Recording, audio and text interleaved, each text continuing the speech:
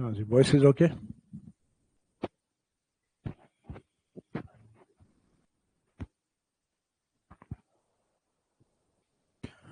हाँ जी,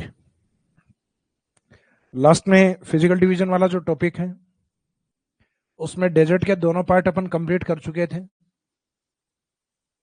यानी राजस्थान का जो पहला भौतिक प्रदेश था अपना उत्तरी पश्चिमी मरुस्थल।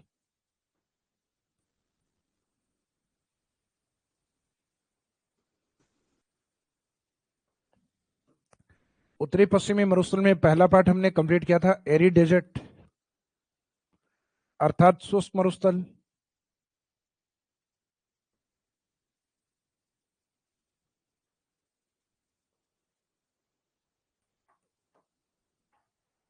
एरी डेजर्ट वाला जो पार्ट है इसमें दो भाग थे, एक बालुका स्तूप मुक्त अर्थात जिसमें बालुका स्तूप नहीं पाए जाते, और दूसरा पार्ट इसका अपोजिट बालुका स्तूप युक्त।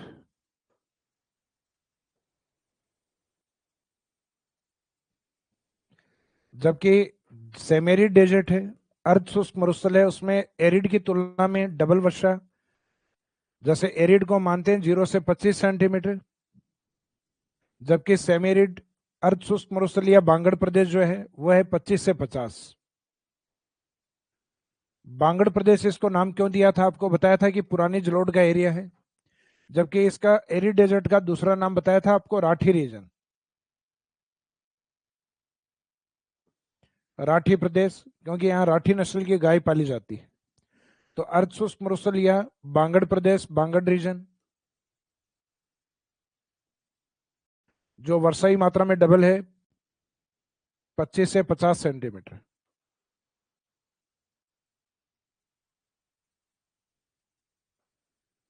और इसको 4 पार्ट्स में डिवाइड किया गया है। अब इन 4 पार्ट में एक तो है अपना लूनी,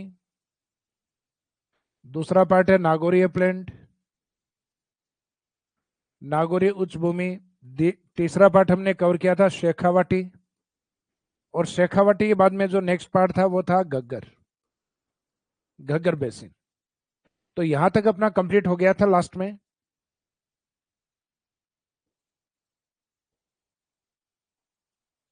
तो ऑनलाइन वाले स्टूडेंट गुड इवनिंग। तो आज लाइव वैसे भी कम है, शायद एग्जाम चल रहे हैं आप लोगों के। तो अब मरुस्थल संबंधित जो मेन पार्ट है ये तो कंप्लीट हो गए, लेकिन मरुस्थल संबंधित कुछ महत्वपूर्ण बिंदु अर्थात जो अदर इंपॉर्टेंट फैक्ट्स बचे हुए हैं उनको हम कवर करेंगे। तो मरुस्थल संबंधित अन्य महत्वपूर्ण विशेषता या अन्य महत्वपूर्ण बिंदु।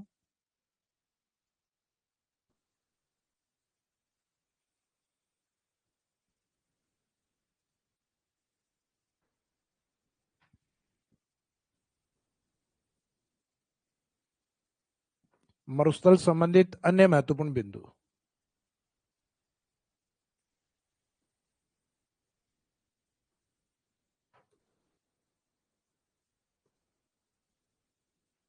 तो डेजर्ट रिलेटेड जो अदर इंपॉर्टेंट फैक्ट्स या अन्य महत्वपूर्ण बिंदु जो हैं उसमें फर्स्ट पॉइंट हम लेते हैं प्लाया।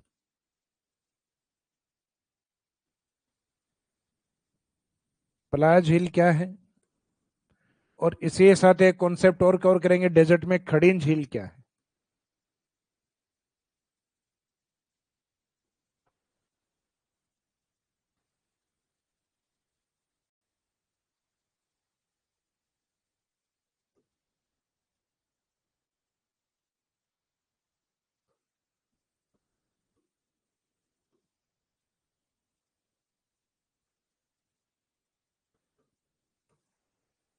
तो प्लाया और खड़ीन, तो सबसे पहले तो जो प्लाया लैंड है वो क्या होती है।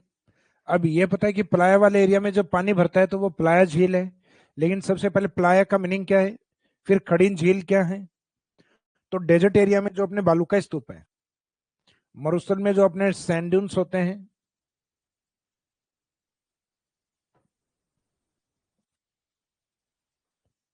इन ड्यून्स के ऊपर का जो उभरा हुआ भाग होता है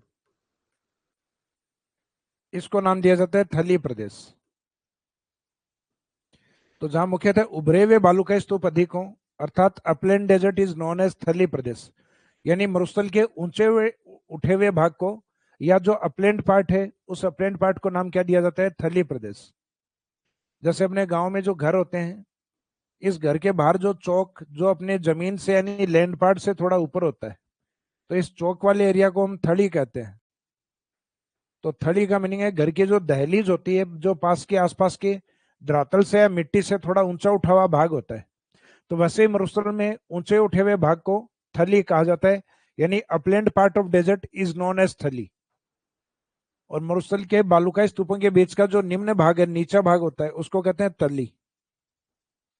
तल का मीनिंग होता है बॉटम एरिया, तो इसको तली, और इसी एरिया को कहा जाता है प्लाया।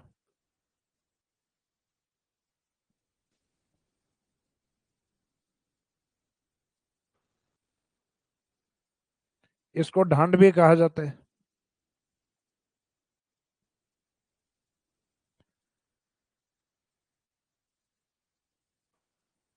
मरुस्थल में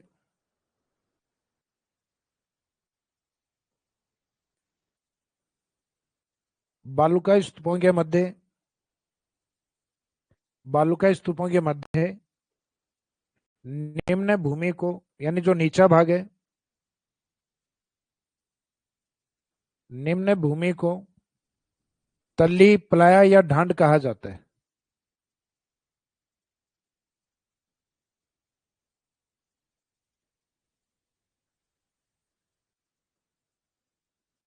तली, प्लाया या ढांड कहा जाता है, जबकि अपलैंड पार्ट ऑफ डेजर्ट मरुस्थल के ऊंचे उठे हुए भाग को थली कहा जाता है।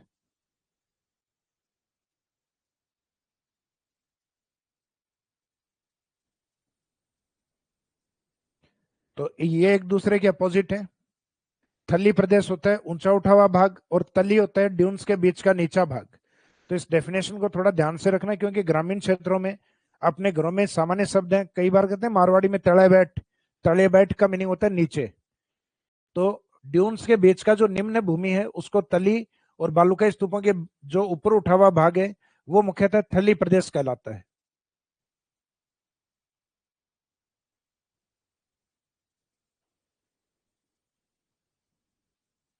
क्लासेस का टाइम आपका अब लगभग ज्यादा कर दिया है, बाकी मंडे से और भी बढ़ा देंगे। यही प्रयास मैं कर रहा हूँ कि कम से कम जो क्लासेस हैं आपकी, वो 2 घंटे कम से कम क्लास रहे।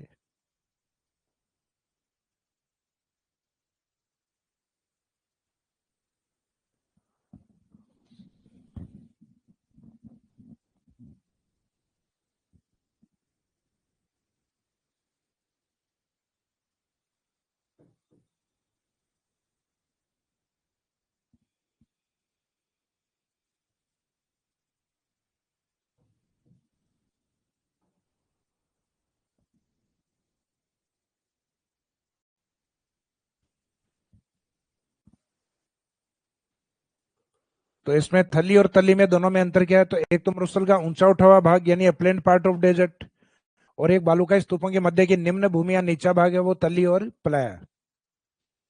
अब ये जो प्लाया वाला एरिया है, जब इसमें पानी भरता है, यानी अस्थायी पानी की झील, अस्थायी इसलिए बोलते हैं क्योंकि डेजर्ट एरिया होने के कारण ये कुछ समय बाद में सूख जाती है। तो सूख जाने का मीनिंग है कि ये टेम्परेरी लेक्स होती हैं, अस्थायी पानी की झीलें। इस कारण जनरली इन अस्थायी पानी की झीलों को डेजर्ट एरिया में प्लाया लेक, तो लेक में हम ढांड, तली ये शब्द यूज नहीं करते। जब झील बोलते हैं तब प्लाया झील बोला जाता है। लेकिन जब निम्न भूमि बोलते हैं तो भूमि में 2-3 शब्द और यूज कर सकते हैं, जैसे कि तली भी बोल सकते हैं, प्लाया भी कह सकते हैं, ढांड भी कह सकते हैं।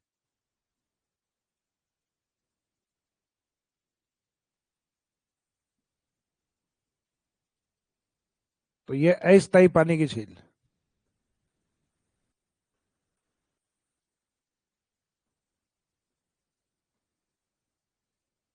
अस्थायी पानी की झील,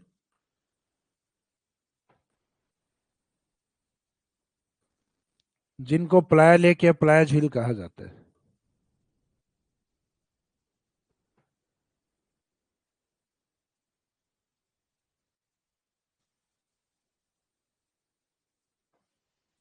लेकिन जैसलमेर के उत्तरी भागों में बालुका स्तूप के जो ड्यून्स हैं उनके ढाल पर यहाँ पर पक्का तल करके, और उसको पानी को जो रोका जाएगा, यानी ये थोड़ा चट्टानी भाग होता है, इसमें खड़े भाग में अगर पानी को रोका जाता है तो इसको कहा जाता है खड़ीन। और ये खड़ीन झील बनाने की जो तकनीक है, ये मुख्यतः पाली से जाने वाले जो ब्राह्मण थे, जिनको हम कहते हैं पालीवाल, तो ये पालीवाल ब्राह्मणों के द्वारा ऐसा किया गया।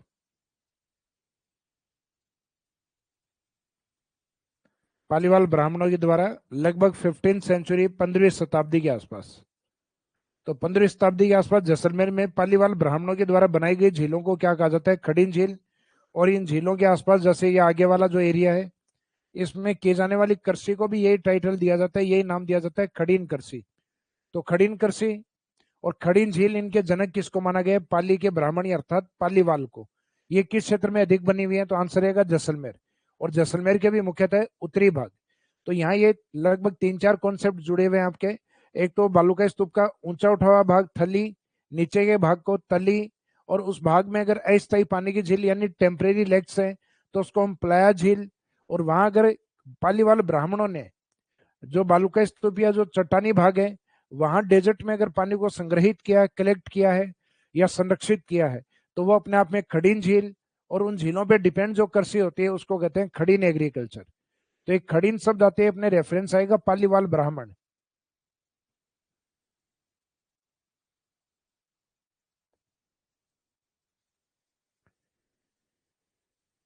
ऑनलाइन स्टूडेंट पूछ रहे हैं कि क्लासेस का टाइम आज से ही बढ़ गया है सर, मंडे से। तो क्लासेस का टाइम आज से बढ़ गया है आपका।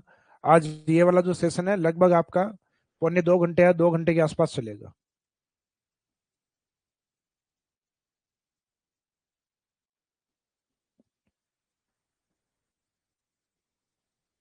तो अब यहाँ पे जो पॉइंट फर्स्ट है, इसमें कुछ कॉन्सेप्ट हैं जो अपने को कवर करने हैं। तो एक तो थली प्रदेश का मीनिंग अभी मैंने बताया, मरुस्थल का ऊंचा उठा हुआ भाग।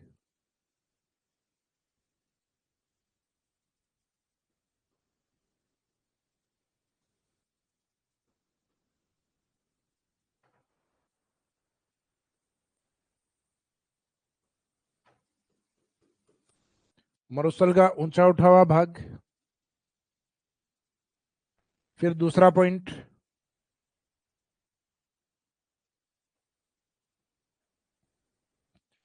राजस्थान में थली प्रदेश में एक तो चूरू, और चूरू के साथ एक दूसरा एरिया है जिसको हम मानते हैं बीकानेर डिस्ट्रिक्ट। ये मरुस्थल के थोड़े अपलैंड पार्ट में आते हैं, ऊंचे उठे पार्ट में आते हैं। और थली में आने के कारण कोई नदी नहीं है,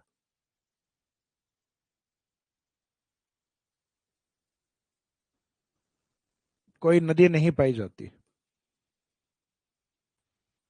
तो ये तो सामान्य सी बात है कि कोई एरिया अगर अपलैंड एरिया के रूप में होगा, उच्च भूमि के रूप में होगा, तो सामान्य सी बात है वहां ड्रेनेज सिस्टम एक्टिव नहीं होगा। क्योंकि नदियों को आपने देखा होगा कि नदियां ऊपर थोड़ी ना चढ़ती हैं। क्या किसी नदी को ऊपर चढ़ते हुए देखा आप लोगों ने? मैंने नहीं देखा, तो आपने भी नहीं देखा होगा। तो इसका मीनिंग नदियां हमेशा स्लोप या ढाल के अकॉर्डिंग बहती हैं, ना कि हाइट वाले एरिया पे चढ़ती हैं। हाइट से तो आती हैं पर्वतीय क्षेत्रों से।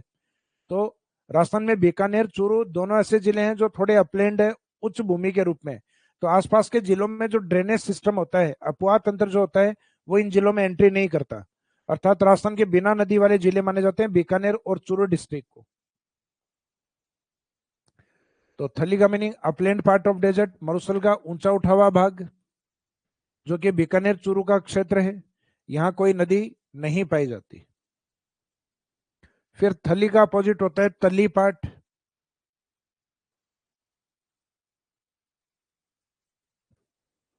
तली जिसको ढांड या पलाया भी कहा जाता है।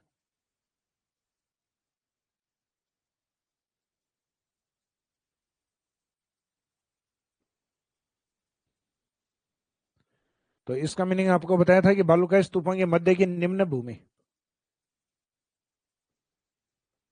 मरुस्थल में बालूकाय स्तूपों के मध्य की निम्न भूमि, बालूकाय स्तूपों के मध्य निम्न भूमि, निम्न भूमि यानी नीचा भाग, निम्न भूमि तल्ली या प्लाया,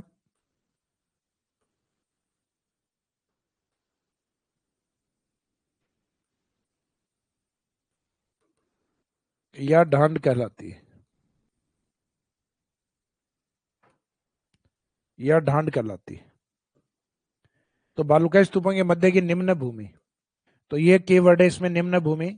इसका मीनिंग है जो ड्यून्स के बीच में, जो अपने आप में जो लोअर लैंड या अपन कह सकते हैं, जो उसका एक तो होता है अपवर्ड पार्ट, एक होता है डाउनवर्ड। तो जो डाउनवर्ड पार्ट है यानी निम्न भाग है, लो रिलीफ फीचर पार्ट है between dunes, is known as ढांड, प्लाया एंड तली। तो बालुकाई स्तूपों के मध्य की निम्न भूमि को यानी नीचे भाग को तली, प्लाया या ढांड कहा जाता है। और इसी तली या प्लाया में जब पानी भर जाता है तो ये प्लाया झील के रूप में, जैसे ज्वालामुखी छिद्र को हम क्या कहते हैं, जहां से पृथ्वी के आंतरिक भाग का मैग्मा लावे के रूप में निकलता है, हम कहते हैं क्रेटर। और जब उससे लावा निकलना बंद हो जाए और उसमें पानी भरना स्टार्ट हो जाए तो ज्वालामुखी मुख को कहा जाता है क्रेटर झील। तो सेम उसी तरीके से बालुकाई स्तूपों के मध्य की जो निम्न भूमिया, उनको तली, प्लाय या ढांड कहा जाता है। लेकिन उसमें जब पानी भरना स्टार्ट हो जाए, अस्थायी पानी की झीलें, यानी कुछ समय पानी रहे बाद में भले सूख जाए, तो वो झील अपने आप में प्लाय लेक कहलाती है। तो ये तली, ढांड या प्लाय क्या होता है, अब देखेंगे हम प्लाय झील, यानी जो अपनी हेडिंग में लिया था हमने,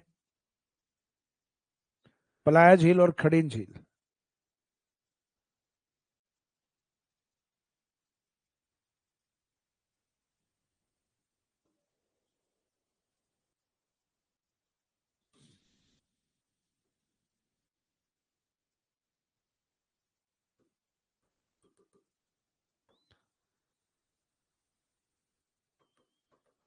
तो एक तो कंडीशन रहेगी प्लाय झील में मरुस्थल में अस्थायी पानी की झील।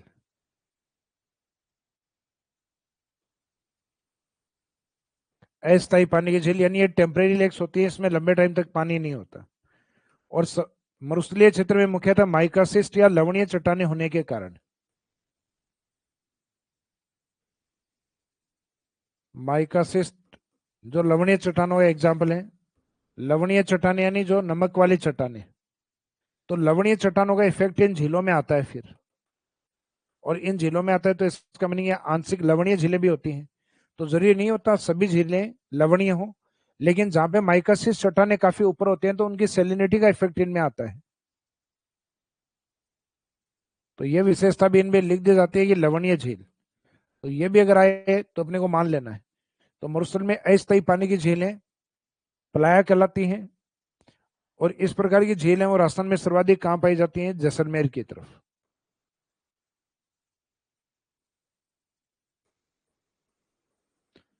जैसलमेर की तरफ सर्वाधिक, जैसलमेर। इससे जुड़ा हुआ जो एक कॉन्सेप्ट और है प्लाया झील के बाद में खड़ीन झील। खड़ीन झील में आता है पालीवाल ब्राह्मण। तो ये यहां तक समझ में आ गया प्लाया झील क्या है।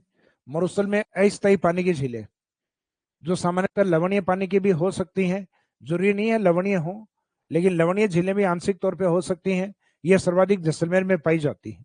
तो ऐसा किसी स्टेटमेंट में लिखा हुआ जाए कि ये लवणीय झीलें होती हैं तो अपने को गलत नहीं करना है, सही मानना है।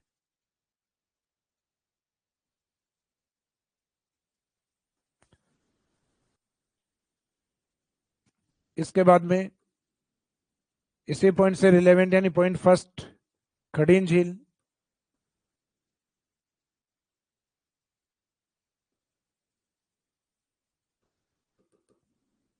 खड़ीन लेक या खड़ीन झील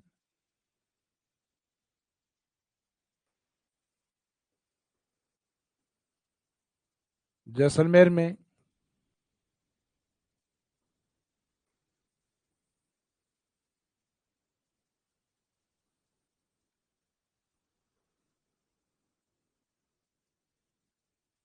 जैसलमेर में पालीवाल ब्राह्मणों के द्वारा निर्मित,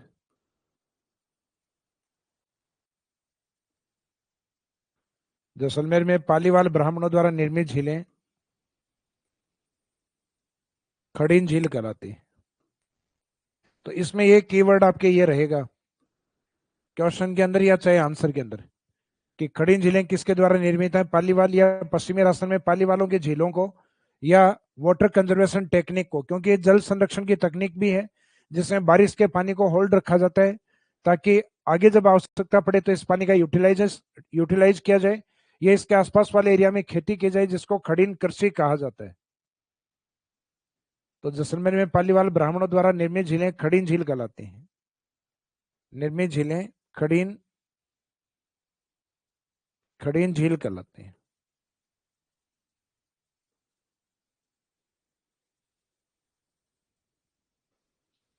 खड़ीन झीलें कहलाती हैं।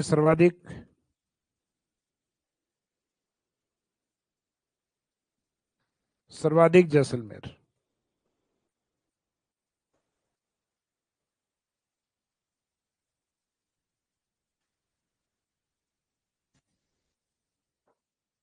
सर्वाधिक कहाँ पाई जाती हैं? खड़ीन झील सर्वाधिक पाई जाती हैं जैसलमेर। तो पलाया झील भी जैसलमेर है, खड़ीन झीलें भी जैसलमेर है। कौन सी शताब्दी में? तो ये कहा जाता है लगभग 15वीं शताब्दी के आसपास पालीवाल ब्राह्मणों ने बनाई थी। पालीवाल ब्राह्मण जो मुख्यतः पश्चिमी राजस्थान की ओर, कहा जाता है ये व्यापार के अनाज को बेचने के लिए जाते थे, अर्थात अनाज के अच्छे व्यापारी थे। बाद में वहां के जो भाटी राजा हैं, भाटी राजाओं ने इनको वहां सेटल भी किया था और वहीं पे इन्होंने कृषि करना, जहाँ पे थोड़ी अनुकूल दशाएं थे, जो कि जैसलमेर के मुख्यतः उत्तरी भाग में मानी जाती हैं। तो कई बार बाई चांस इस तरीके के क्वेश्चन भी बन सकते हैं कि जैसलमेर के किस भाग में है, तो उसमें भी आप डायरेक्शन याद रखिएगा, जैसलमेर के उत्तरी भाग में।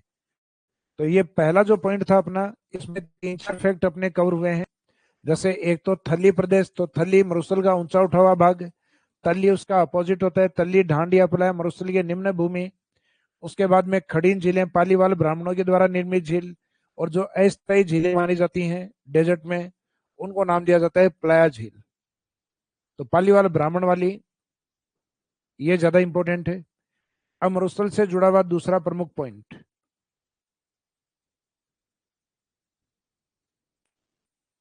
रन या टाट।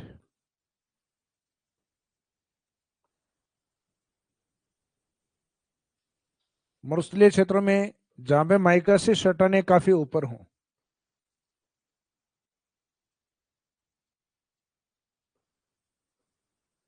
जहां माइकासिस चट्टानें काफी ऊपर हों, तो उनकी लवणता का इफेक्ट मुख्यतः इन झीलों में आता है। माइकासिस चट्टान यानी जो सोडियम क्लोराइड की चट्टानें,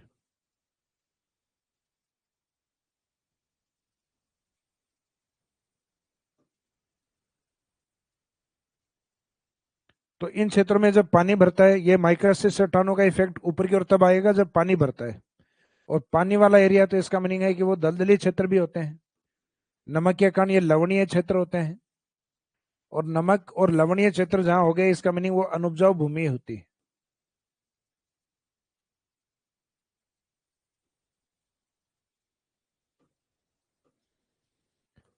तो रन या टाट का मीनिंग है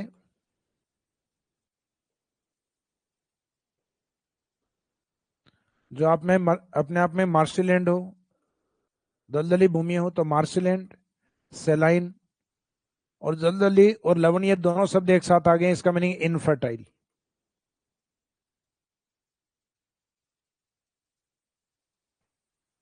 infertile land and lakes. Land and lakes are known as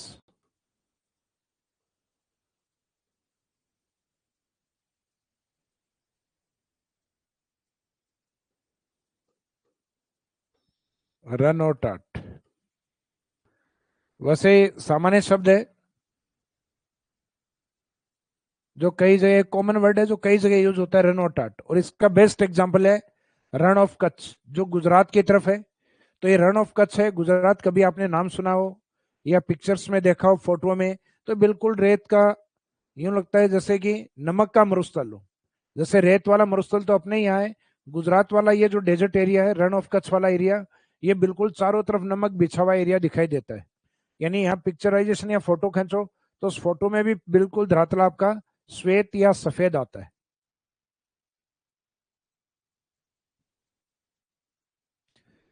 तो रन या टाट के अंदर ये एक दो कीवर्ड समझ में आने चाहिए कि मरुस्थल में कंडीशन तो ये रहेगी अपनी, क्योंकि अभी डेजर्ट को कवर कर रहे हैं। तो मरुस्थल में दलदली, लवणीय और अनुपजाऊ भूमियों को, क्योंकि जब जमीन दलदली और लवणीय हो जाती है तो मार्सी लैंड और जो सेलाइन लैंड होती है वो इनफर्टाइल लैंड ही होती है। तो अब इनके बेस्ट एग्जाम्पल राजस्थान में एक तो जैसलमेर और एक बाड़मेर, यानी इन जिलों में मुख्यतः रण या टाट अधिक पाए जाते हैं? तो राजस्थान में सर्वाधिक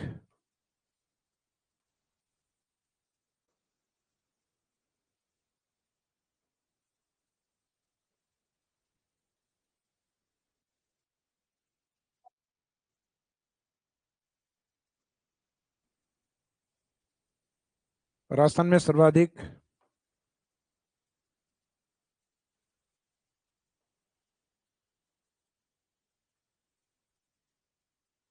राजस्थान में सर्वाधिक जैसलमेर एंड बाड़मेर। कि जैसलमेर बाड़मेर में अधिक पाए जाते हैं। अब इनके कुछ एग्जाम्पल अगर हम देखें कि राजस्थान में प्रमुख रण कौन कौन से हैं, तो इन्हीं में से कुछ एग्जाम्पल हम देखें तो राजस्थान के एक तो चूरू वाला जो पार्ट है, जिसमें एक प्रमुख रण आता है पड़ीहारा रण।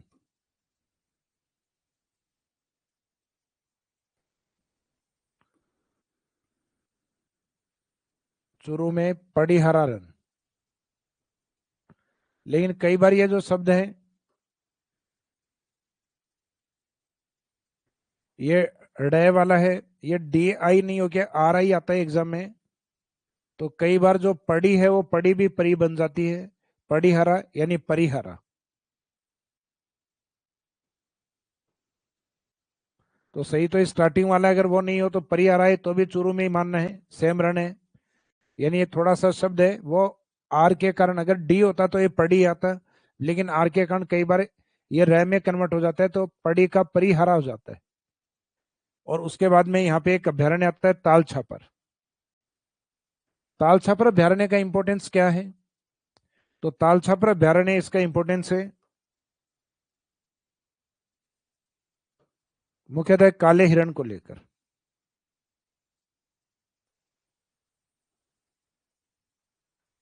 तो ये भी रण का एग्जाम्पल है, खारे पानी की झील का उदाहरण है ताल छापर।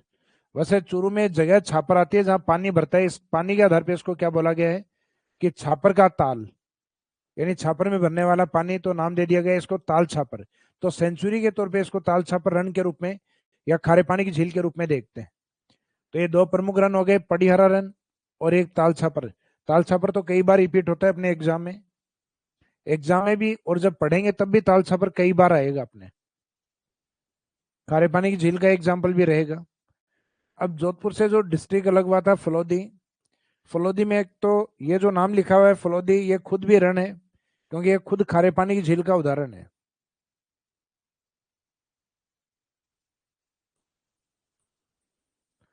फलोदी का रण। इसके अलावा जो प्रमुख रण है उसमें फलोदी के निकट एक स्थान और आता है बाप रण। फिर राजस्थान के पश्चिम में जैसलमेर की ओर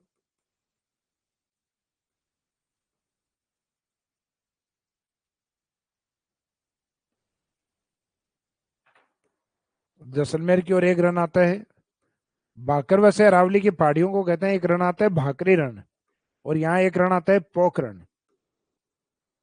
पोखरण का जो इंपॉर्टेंस है वो मुख्यतः न्यूक्लियर टेस्टिंग को लेकर है।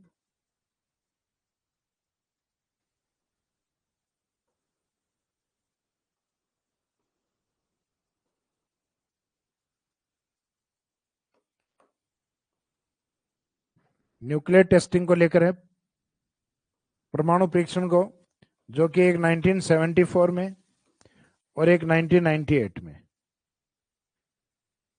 एक इंदिरा गांधी जी के समय और एक अटल बिहारी वाजपेयी जी के समय, 1974 और 1998। फिर जैसलमेर से नीचे की ओर जाते हैं बाड़मेर, और बाड़मेर से सेपरेट हुआ एक जिला बालोतरा। तो बाड़मेर में आजकल एक रण की फेम बढ़ गई है जो रन ऑफ कच्छ की तरफ, इस साइड में यानी गुजरात की तरफ ही आता है। लोकेशन बाड़मेर में है लेकिन इस साइड भी बॉर्डर की तरफ, जिसका नाम है रेडाना का रन। यह आजकल राजस्थान का मिनी गोवा बना हुआ है, क्योंकि जो व्यक्ति गोवा की ओर जाता है, तो हालांकि उसके उद्देश्य तो बहुत सारे होते हैं गोवा की तरफ, तो मिनी गोवा का टाइटल इसलिए दिया गया है क्योंकि गोवा वाला एरिया वो समुद्र के किनारे पर है। तो वैसा ही रेडाना का रन बारिश में जब पानी भरता है तो यहाँ लोकल टूरिज्म और अदर जो डिस्ट्रिक्ट है उनके टूरिस्ट यहाँ पहुंचते हैं। तो राजस्थान में रेडाना का रन कहाँ प्रसिद्ध है? तो रेडाना का रन है बाड़मेर के अंदर। और बाड़मेर से जो जिला अलग हुआ है अर्थात है बालोतरा, उस और एक रन आता है थोब रन, थाली वाला थे और आगे बै और लगाना है थोब रन।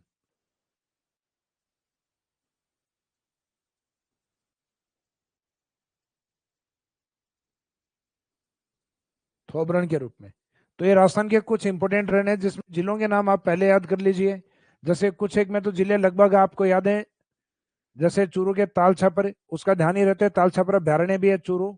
फिर वहां एक परी या पड़ीहारा रन। उसके बाद में जोधपुर से अलग हुआ जो पार्ट है फलोदी, वो फलोदी का रण है। और वहां बाप रण और है। जैसलमेर में भाकरी रण। और जहां न्यूक्लियर टेस्ट करवाया गया 1974 और 1998, अर्थात वो भी अपने आप में क्या है, रण है। और जालोर की ओर एक लूनी नदी जब गुजरती है तो आपको बताया था नेहड़ का रण, तो नेहड़ भी एक अपने आप में रण है। और बाड़मेर बालोतरा, तो बाड़मेर का जो रन है वो तो आता है रेडाना रन, राजस्थान का मिनी गोवा। और एक थोब रन जो बालोतरा की ओर चला गया, तो वो एक रन आता है इसमें बालोतरा की तरफ। तो ये स्थान याद रखिएगा कि कौन सा रन कौन कौन से स्थान पर है। सबसे इंपॉर्टेंट रन एरियाज ये है।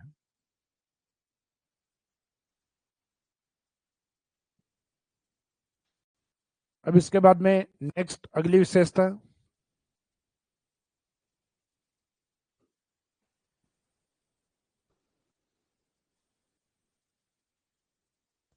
डेजर्ट में कुछ विशेषताएं अपन ऑलरेडी पहले पढ़ भी चुके हैं।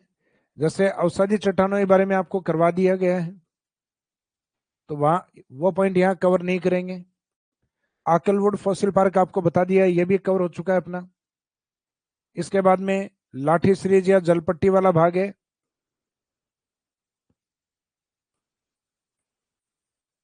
ये भी आपका कंप्लीट हो चुका है। ये हमने एरी डेजर्ट कंप्लीट होने के बाद उसके लास्ट के कुछ करेक्टरिस्टिक्स या विशेषताएं लिखवाई थी, उन विशेषताओं में ये कंप्लीट हो चुके हैं अपने। तो इसका मीनिंग है इसके बाद में जो अदर जो पॉइंट बचे हुए उसमें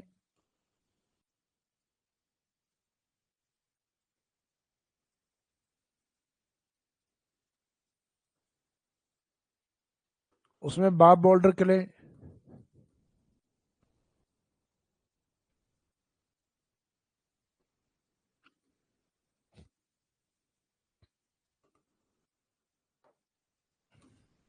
तो इसमें ये जो पॉइंट है बाप, ये अपने आप में एक लोकेशन है। ये एक लोकेशन या स्थिति है जो वर्तमान में फलोदी में आता है।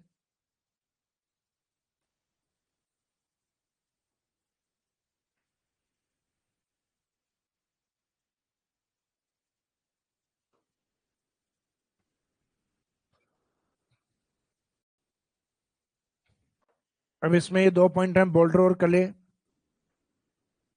कहा जाता है कि पश्चिमी राजस्थान का हिस्सा है, ये कभी ग्लेशियर का पार्ट रहा हुआ है, यानी हिमयुग रहे हैं यहाँ पे हिमानी। और हिमानी के मेल्ट होने से, पिघलने से जो मोटे कंकर पत्थर जमा होते हैं, उन मोटे कंकर पत्थरों को कहा जाता है बोल्डर। और ये लुढ़कते लुढ़कते जब बारीक कणों में, बारीक पार्टिकल्स में कन्वर्ट हो जाते हैं, तो बारीक कणों को इनको कहा जाता है क्ले पार्टिकल। यानी इनको चिका टाइप मिट्टियां भी माना जाता है जो बारीक कण वाली हैं। चिका यानी चिकने टाइप की मिट्टियां, जैसे ब्लैक सोइल है, काली मिट्टी, उसमें कले की मात्रा सर्वाधिक होती है। तो काली मिट्टियां मुख्यतः बारीक कण वाली और चिकने प्रकार की मिट्टियां होती हैं। तो ये बोल्डर क्ले क्या है? तो एक तो ये याद रखना है कि हिमानी द्वारा जमा किए गए मोटे कंकर पत्थर बोल्डर, और बारीक अवसादों को क्या कहते हैं? कले। जैसे ये टर्म्स मैंने आपको पहले भी बताई थी। जब बारीक कण हो तो वो अपने आप में क्ले पार्टिकल्स हैं। इनसे मोटे हों तो वो सिल्ट या गाद है। इससे भी मोटे हों तो वो सैंड है। और बजरी में जो कंकर पत्थर मिलना स्टार्ट होते हैं आपको, वो ग्रेवल है। सॉरी, सैंड से जो थोड़ा मोटा पार्टिकल है वो ग्रेवल होता है, ग्रेवल यानी बजरी। और बजरी में जो कंकर पत्थर देखने को मिलते हैं, इनको कहा जाता है बोल्डर पार्टिकल्स।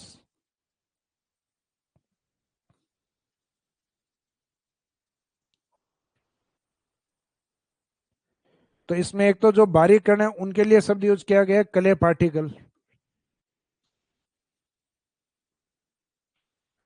जबकि जो मोटे पार्टिकल्स हैं ये होते हैं बारीक कण, जबकि ये होते हैं मोटे कंकर पत्थर।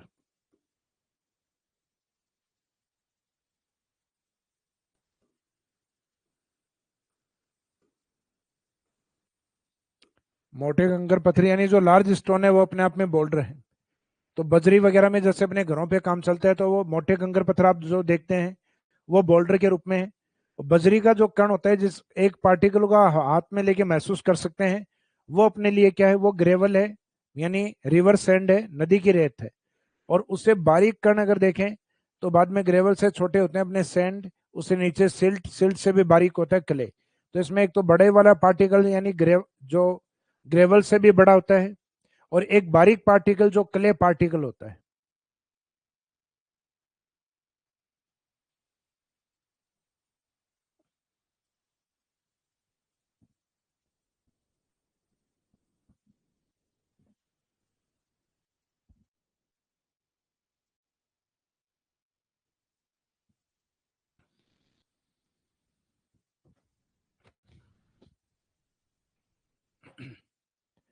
ऑनलाइन स्टूडेंट, ये सर वीडियो डाउनलोड का ऑप्शन नहीं आ रहा कि हम जॉब में हैं, डाउनलोड करके बाद में देख पाते हैं। तो इसमें बाद में देख सकते हो क्लास को, कोई प्रॉब्लम नहीं है। डाउनलोड वाला ये सिक्योरिटी फीचर्स के कारण डाल रखा है कि क्लास को एक जगह से डाउनलोड करके दूसरी जगह नहीं भेजा जा सके।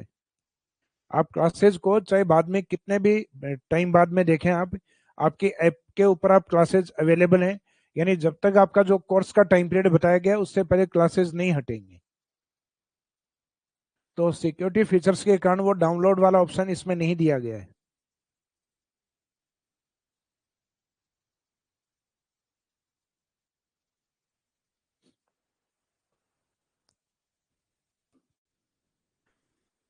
तो ये जो बोल्डर किले हैं, ये कॉन्सेप्ट समझ में आ गया कि जोधपुर के आसपास की पहाड़ियां थी जहां पहले कभी ग्लेशियर एज यानी हिमानी युग रहा है। और हिमानी युग के बाद में जैसे ही जलवायु चेंज हुई और ये हिमानी या ग्लेशियर पिघलने लग गए, हिमानी यानी ग्लेशियर, तो ये ग्लेशियर जब मेल्ट होने लग गए तो जो मोटे कंकर पत्थर जमा किए गए, ये मोटे कंकर पत्थर बोल्डर हैं। और ये लुढ़कते लुढ़कते जब बारीक अवसादों में स्मॉल पार्टिकल्स में कन्वर्ट हो गए, उनको नाम क्या दिया गया, कले पार्टिकल। कले पार्टिकल जिनको जनरली हम चीका भी कहते हैं। चीका यानी चिकने टाइप की मिट्टियां जो है। अब इसमें जनरली क्वेश्चन ये पूछा जाता है कि जो बोल्डर किले हैं वो एक तो किस क्षेत्र में है। तो इसमें नाम पहले लिखा हुआ है बाप क्षेत्र। बाप वर्तमान में किस क्षेत्र में आता है, फलोदी के अंदर। और सबसे इंपॉर्टेंट पॉइंट जो इसमें सबसे ज्यादा बार पूछा गया है कि इनका निर्माण समय क्या है, निर्माण काल क्या है।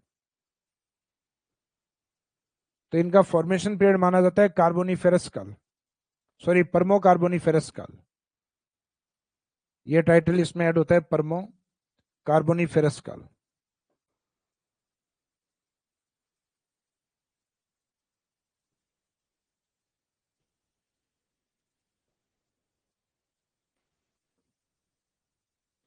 परमो कार्बोनिफेरस काल, तो ये परमो कार्बोनिफेरस काल है।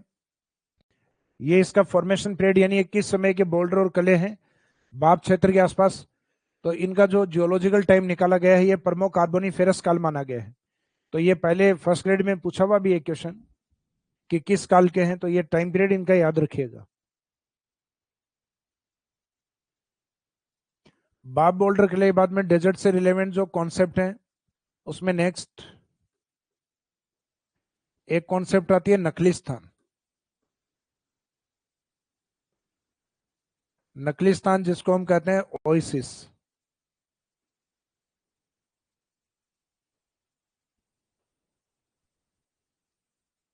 नकली स्थान या ओइसिस, ये इसको हम मरु उद्यान भी कहते हैं। ये इस प्रकार की कंडीशन है कि जो डेजर्ट एरिया है उस मरुस्थलीय क्षेत्र में जहां जल बेसिन पाए जाते हैं, यानी जहां पानी उपस्थित हो। वाटर बेसिन का मीनिंग है जहां जल की अवेलेबिलिटी हो या वाटर अवेलेबिलिटी हो। तो जो जहां जल बेसिन पाए जाते हैं उनके चारों ओर ग्रीनरी डेवलप हो जाती है।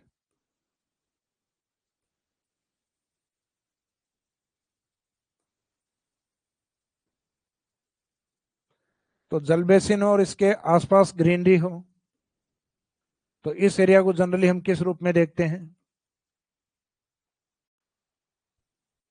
नकलिस्तान के रूप में। तो मरुस्थल में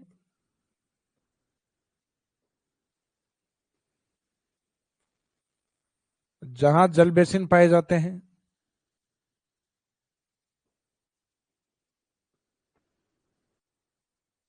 जहां जल बेसिन पाए जाते हैं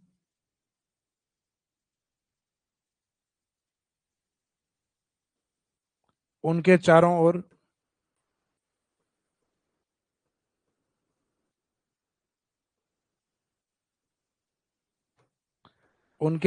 हरियाली विकसित हो जाती है।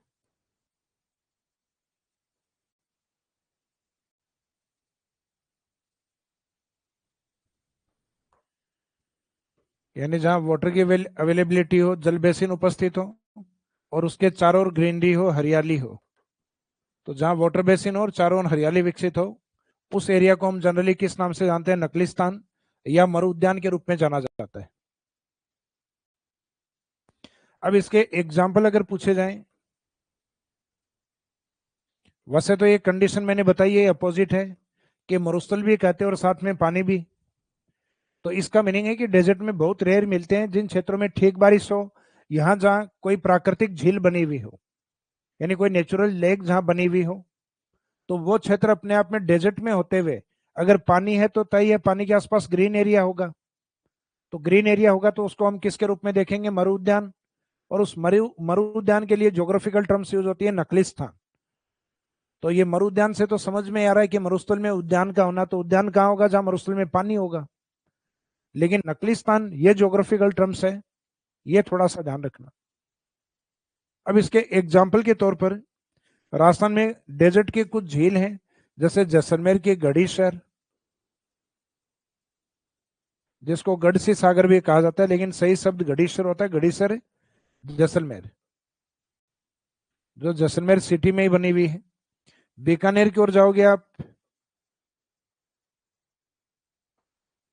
तो वहां गजनेर झील। बीकानेर की ओर जाओगे वहां कोलाइत कस्बे में कोलाइत लेक। तो बीकानेर भी अपने आप में क्या है? डेजर्ट डिस्ट्रिक्ट है। तो गजनेर, कोलाइत,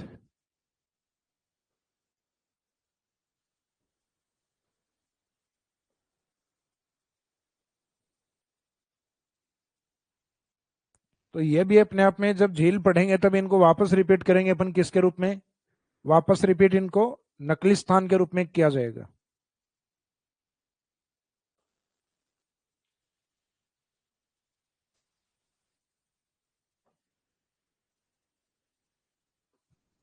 नकली स्थान के बाद में डेजर्ट से रिलेवेंट एक प्रमुख कॉन्सेप्ट आता है बालसन।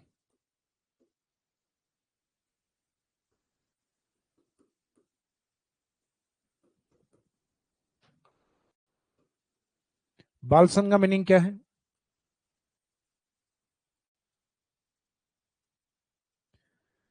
जैसे ये वाला पार्ट अजमेर की पहाड़ियां, ये जयपुर की पहाड़ियां,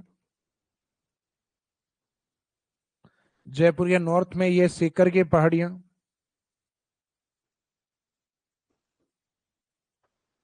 इन पहाड़ियों से कुछ ड्रेनेज सिस्टम अर्थात नदियां हैं, ये डेजर्ट की तरफ जाके और एक झील बनाती है। ये आगे झील हम पढ़ेंगे भी। ये एग्जाम्पल है सांबर, यानी वो झील का नाम क्या है? सांबर। और इस सांबर को मुख्यतः इसका बेस्ट एग्जाम्पल माना गया बालसन का। तो बालसन के लिए एक तो कंडीशन अपने को डेजर्ट चाहिए, मरुस्थल। और मरुस्थलीय क्षेत्र में मुख्यतः पहाड़ियों का होना जरूरी है, और उन पहाड़ियों के बीच में एक जल बेसिन अर्थात झील का होना जरूरी है।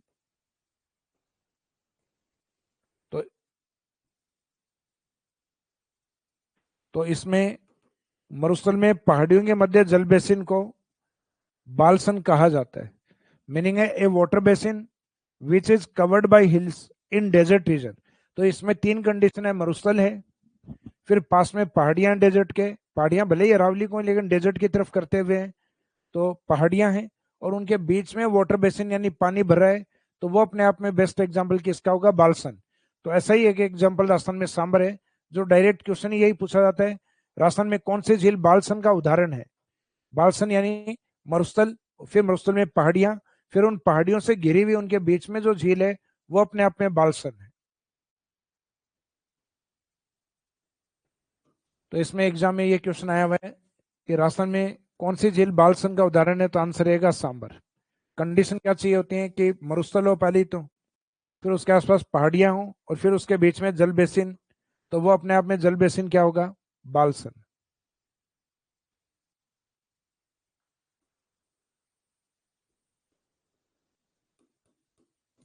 फिर नेक्स्ट कॉन्सेप्ट दोहरे एवं धरियन।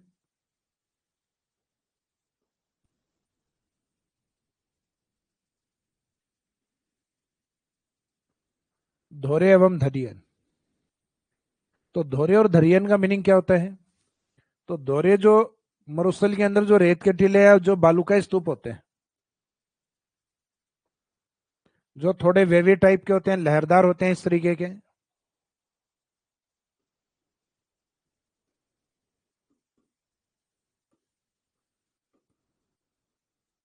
इस लहरदार बालू का स्तूप को दोहरे कहा जाता है।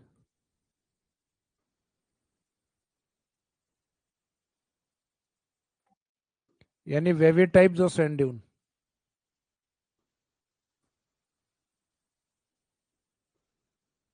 तो wavy type sand dunes in desert region are known as dhore. Kanhaiyalal Sethia जी ने भी अपनी कविताओं में कहा कि आ धरती धोरारी, आ धरती मीठ है बोरारी। तो ये धरती दोरों की धरती है, यानी जो ड्यून्स है उनके बीच में ये लाइनें दिखाई देती हैं आपको। तो जो लहरदार बालू का स्तूप है, वेवी टाइप जो यानी लहरदार जो है, तो उन लहरदार या वेवी टाइप ड्यून्स को हम क्या कहेंगे? दोहरे कहते हैं, जो मुख्यतः वहां जहां बालू का स्तूप अधिक है वहां देखने को मिलते हैं, अर्थात जैसलमेर। दूसरा है दरियन। दरियन का मीनिंग होता है जब बालू का स्तूप पहले एक जगह हो फिर दूसरी जगह स्थानांतरित हो, एक स्थान पे हो फिर आगे बढ़ जाए। तो इसका मीनिंग वो बालू का स्तूप जो टाइम टू टाइम अपना स्थान अलग अलग धारण करते हैं, जैसे पहले यहाँ, तो फिर आगे यहाँ, फिर आगे बढ़ के यहाँ। तो जो कंटिन्यूस बार बार शिफ्ट होते हैं, स्थानांतरित होते हैं, उन बालू का स्तूपों को क्या कहा जाता है? तो उन बालू का स्तूपों को कहा जाता है धरियन, जो अपना अलग अलग स्थान धारण करते हैं, यानी गतिशील बालू का स्तूप।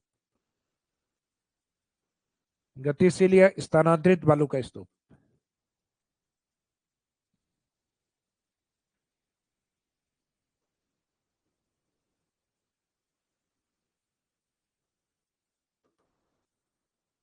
गतिशील या स्थानांतरित बालू का स्तूप धरियन कहलाते हैं।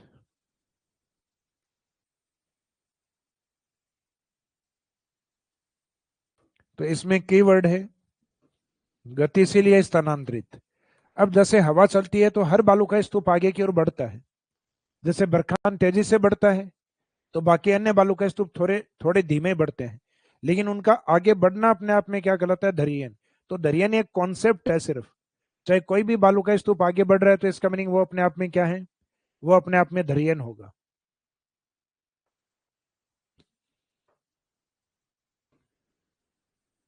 और ये दोनों कॉन्सेप्ट, बालू का स्तूप उस क्षेत्र में जनरली ज्यादा बढ़ेंगे जहां नंबर ऑफ ड्यून्स ज्यादा हैं। तो बालू का स्तूप सर्वाधिक किस जिले में अधिक है? तो ये हमें पता है सर्वाधिक जैसलमेर में है। और लहरदार रेत के टीले भी वहीं अधिक होंगे जहां ड्यून्स ज्यादा होंगे। तो राजस्थान में धोरे एवं दरियन सर्वाधिक जैसलमेर में पाए जाते हैं। तो धोरे तो हो गए लहरदार, आगे तो एज इट इज वही है बालू का स्तूप। तो लहरदार बालू का स्तूप धोरे, और गतिशील या स्थानांतरित बालू का स्तूप ये दरियन कहलाते हैं।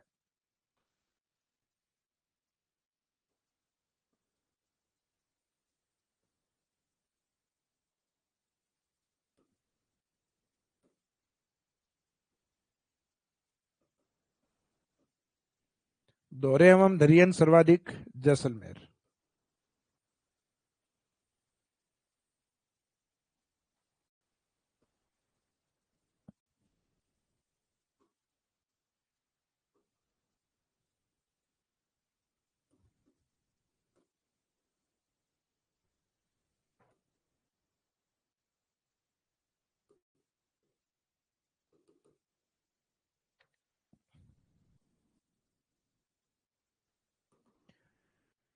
रमन लास्ट में पीपीटी स्टूडेंट्स को सेंड करते हो ना? अच्छा, तो कल के अलावा कंटिन्यूस ये सेंड किया करो ताकि कोई क्विक रिवीजन करे तो वो कंप्लीट हो जाए इसका। अच्छा ठीक, जल्दी करवा देंगे वो।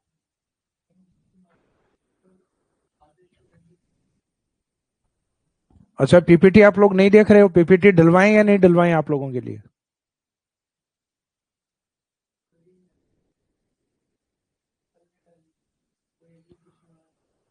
देखो क्लासेस देखने के बाद जब उनका क्विक रिवीजन करना हो तो उनको एक बार पीपीटी को जरूर देखा करो आप लोग।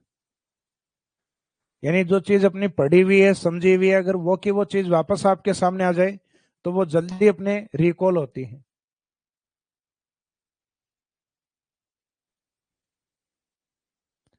तो दोहरे और दरियन क्या कॉन्सेप्ट है, समझ में आ गया? एक तो होते हैं लहरदार जो दोहरे हैं, और जो शिफ्ट होते हैं आगे गतिशील होते हैं उनको दरियन कहा जाता है। और दोहरे और दरियन सर्वाधिक जैसलमेर में पाए जाते हैं जहां मरुस्थल अधिक होगा।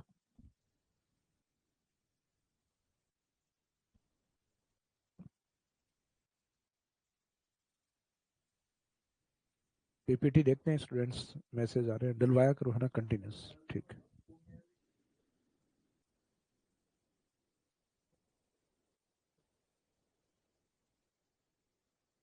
चलो कोई बात नहीं, स्टूडियो कल वापस सेटअप हो जाएगा कल। तो आगे हम कंटिन्यूस करते हैं। तो दोहरे दरियन एक एक कीवर्ड है, सिर्फ लहरदार दोहरे हैं और गतिशील वाले हैं वो दरियन। इसके बाद में नेक्स्ट पॉइंट नंबर 7, डेजर्ट से जुड़ा हुआ एक कॉन्सेप्ट आता है अपना, हालांकि आता है वहां की बायोडाइवर्सिटी से जुड़ा हुआ, पीवना। तो पीवना क्या है? तो पीवना सांप की प्रजाति है। एक स्नेक स्पीसीज में काउंट होता है सांप की प्रजाति। जो रंग में कैसा होता है? तो रंग में पीला।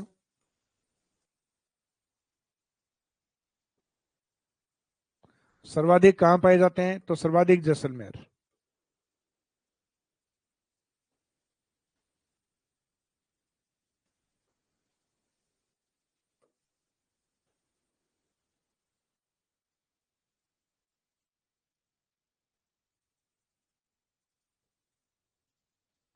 तो ये दो तीन फैक्ट हैं इसमें, ये ध्यान रखना। एक तो स्नेक स्पीसीज वाला, सांप की प्रजाति में से, colour in yellow and mostly found इन जैसलमेर। सर्वाधिक कहाँ पाए जाते हैं? जैसलमेर के अंदर।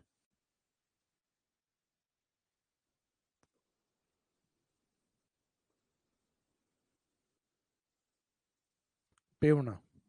और एक अपने लोकल में ग्रामीण क्षेत्र में जैसे अपने जमाई आते हैं तो उनको पावना कहते हैं। तो पावना में ये मत कर देना कि आप पीले रंग के सांप होते हैं।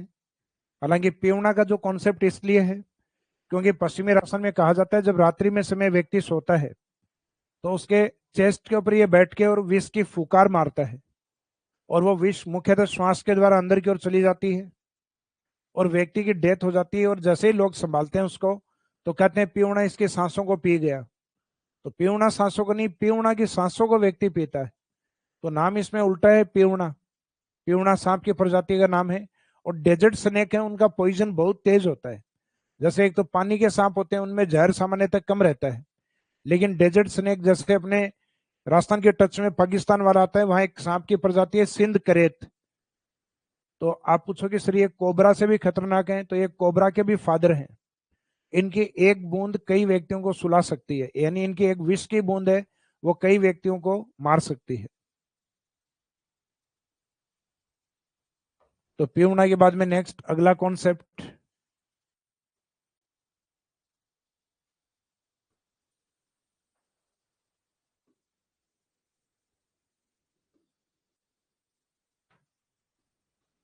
मरुस्थल का मार्च। मार्च का मीनिंग होता है मरुस्थल का आगे बढ़ना, यानी मार्च ऑफ डेजर्ट भी जिसको हम कहते हैं।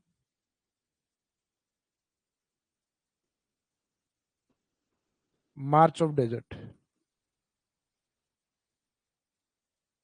तो यहाँ मार्च का मीनिंग मार्च का महीना नहीं है, यहाँ मार्च का मीनिंग आगे बढ़ना है।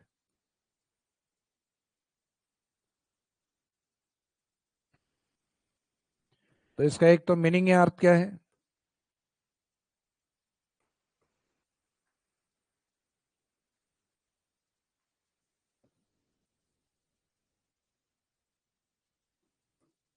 मीनिंग है इसमें मरुस्थल का स्थानांतरण।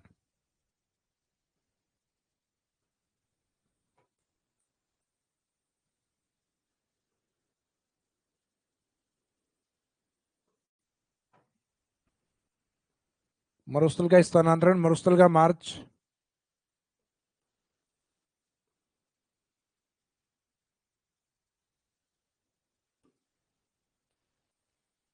या मरुस्थलीकरण, यानी डेजर्टिफिकेशन जो होता है उसके रूप में इसको लिया जाता है।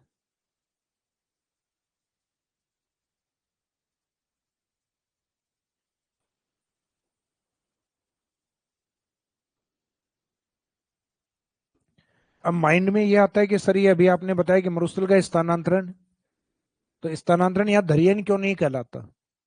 दरियन इसलिए नहीं कहलाता क्योंकि दरियन ड्यून्स के लिए यूज होता है, बालू का स्तूपों के लिए। अगर मरुस्थल की मिट्टी अगर आगे की ओर बढ़ रही है कंटिन्यूस, यानी बिना किसी ड्यून्स के, तो उस मिट्टी का बढ़ना अपने आप में क्या कराता है? मार्च ऑफ डेजर्ट। तो यानी वो मरुस्थल आगे बढ़ रहा है। और जब उसके रेत के टीले यानी सैंड ड्यून्स जब आगे बढ़ते हैं तो उसको दरियन कहा जाता है। जब बालू का स्तूप मरुस्थल में आगे अलग अलग स्थान धारण करता रहता है, शिफ्ट होता रहता है, तो वो दरियन है। और जब मिट्टी कंटिन्यूस आगे की ओर बढ़ रही है, तो ये थोड़ा सा ब्रॉड कॉन्सेप्ट है जिसमें डेजर्ट का कोई भी भाग आगे की ओर बढ़ रहा है, यानी मुख्यतः रेत भी आगे की ओर बढ़ रही है, तो वो अपने आप में क्या है? मार्च ऑफ डेजर्ट। तो मरुस्थल का स्थानांतरण, मरुस्थल का मार्च या मरुस्थलीकरण कहलाता है। मीनिंग है कि मार्च ऑफ डेजर्ट या शिफ्टिंग डेजर्ट और डेजर्टिफिकेशन, इन डेजर्ट का शिफ्ट होना, शिफ्टिंग डेजर्ट और desertification is known as march of desert, is known as march of desert. अब इसके मीनिंग के बाद में इसके डायरेक्शन या दिशा कौन सी होती है? मरुस्थल या मार्च के डायरेक्शन क्या है? इसको सर्वाधिक करने में योगदान किसका है?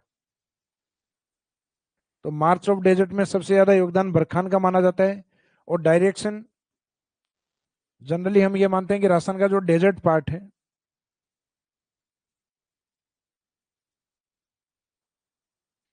इस डेजर्ट के इसमें ये आता है अरावली पार्ट। तो अरावली की तरफ जो हवाएं आती हैं, वो अरावली के कारण ऊपर की ओर धीरे धीरे शिफ्ट हो जाती हैं इस साइड में हरियाणा की ओर। और इनके साथ सबसे ज्यादा जो बनने वाला ड्यून्स है या शिफ्ट होने वाला जो है, ये मुख्यतः बरखान है, सर्वाधिक गतिशील। तो ये मरुस्थलीकरण में योगदान सर्वाधिक देता है। और मरुस्थलीकरण किस ओर अधिक होता है? अपना हरियाणा की तरफ। तो ये जो हवाएं जिस साइड में हरियाणा की तरफ जा रही हैं, उनको अगर आप डिवाइड करके देखो तो ये डायरेक्शन होती है from south west to north east. यानी मरुस्थल का मार्च वो किस डायरेक्शन में होता है? दक्षिण पश्चिम से उत्तर पूर्व की ओर। तो मरुस्थल का मार्च क्या है, ये मीनिंग तो बता दिया आपको। डायरेक्शन क्या होगी? तो डायरेक्शन दक्षिण पश्चिम से, from south west to north east, दक्षिण पश्चिम से उत्तर पूर्व की ओर। सर्वाधिक योगदान, तो सर्वाधिक योगदान होता है बरखान का। सर्वाधिक योगदान, तो योगदान में किसको माना जाएगा? बरखान।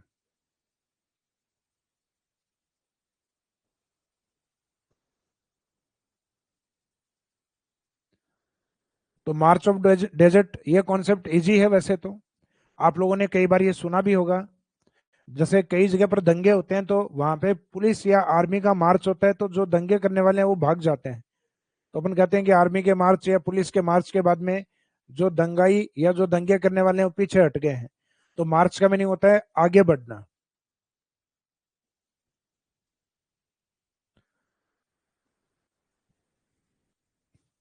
मरुस्थल ये मार्च के बाद में इसमें नेक्स्ट कॉन्सेप्ट, जो स्टार्टिंग में आपको बताया था कि जो थार का मरुस्थल है, ये मुख्यतः दो कंट्रीज में विस्तृत है, जिसमें एक पाकिस्तान और एक इंडिया के पार्ट में। तो इंडिया में इसको कितना 85%, और बचा हुआ ये माना गया है पाकिस्तान के अंदर, पाकिस्तान में 15%। अब इंडिया का जो 85% है वो थार का 85 है इंडिया के पास, बाकी इंडिया के पास जो वो इंडिया के लिए 100% है, जिसमें मैक्सिमम है राजस्थान के पास। इंडिया के टोटल थार में से लगभग 62% राजस्थान के पास है और बाकी बचा हुआ 38% बाकी सब स्टेट के पास है, जिसमें राजस्थान के बाद में गुजरात, फिर गुजरात से कम हरियाणा की तरफ, और जिन स्टेट में ये माना गया उनमें सबसे कम है पंजाब की तरफ। तो मीनिंग ये हुआ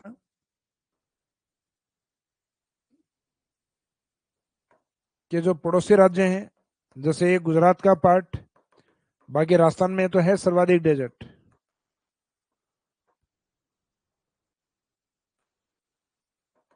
लेकिन राजस्थान के आगे ये डेजर्ट इस साइड में हरियाणा की तरफ भी फैला हुआ है, लेकिन यहाँ इतना नहीं है। पंजाब की तरफ आंशिक, यानी जो अरावली वाला जो पार्ट है उस अरावली के मोस्टली वेस्टर्न पार्ट, यानी इस ईस्ट वाली साइड में यूपी और एमपी की ओर इसका विस्तार नहीं माना जाता। तो ये थोड़ा सा ध्यान रखना। पड़ोसी 5 राज्यों में से मुख्यतः 4 राज्यों के अंदर डेजर्ट का एक्सटेंशन या विस्तार है, जिसको जनरली हम किस नाम से जानते हैं, जो हेडिंग अपन ने लिखी है, Thar desert.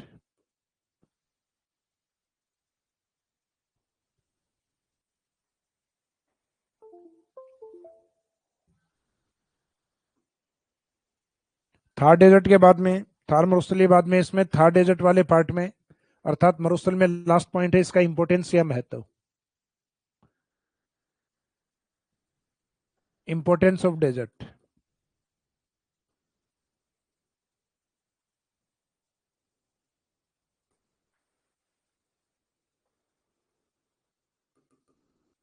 Importance of desert, मरुस्थल का महत्व। मरुस्थलीय महत्व में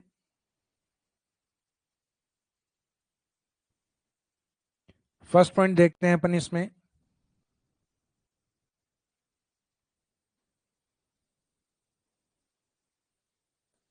मुख्यतः ऊर्जा को लेकर। तो मरुस्थल में नवीकरणीय ऊर्जा की संभावना अधिक है।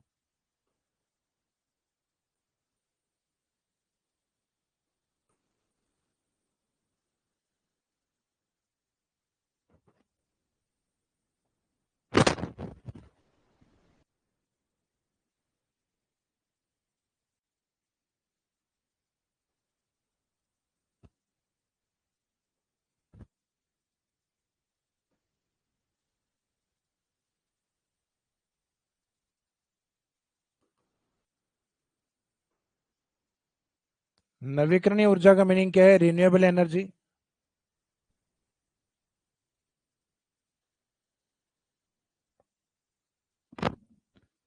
यानी वह ऊर्जा जिसको हम फ्यूचर में रिन्यू कर पाए। तो ये ध्यान रखना, रिन्यू के अंदर ऐसी कोई भी ऊर्जा नहीं होती है जो खनिज पर आधारित होती।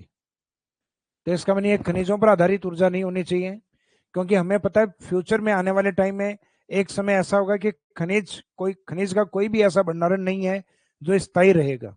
अगर हम उसका विदोहन कर रहे हैं तो तय है वो एक दिन समाप्त होगा। तो इसका मीनिंग है कि इसमें खनिजों को छोड़ के बाकी जो एनर्जी है वो अपने आप में रिसाइकिल है।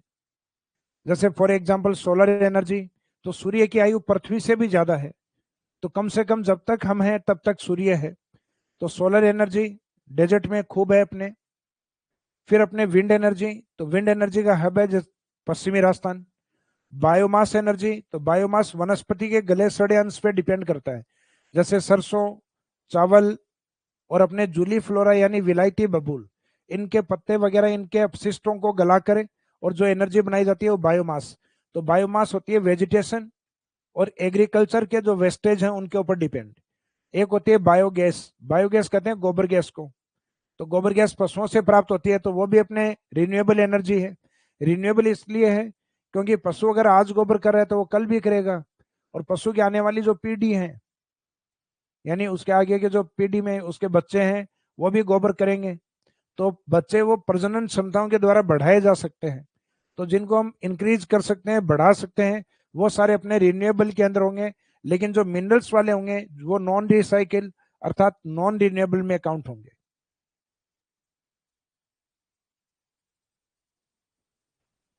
तो यहाँ पे ऊर्जा के संदर्भ में हमने सिर्फ एनर्जी की बात की है, खनिजों की बात नहीं की अभी।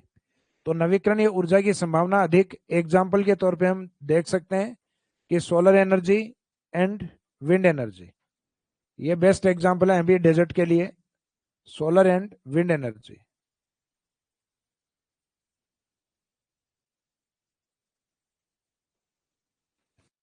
अर्थात सौर ऊर्जा और पवन ऊर्जा,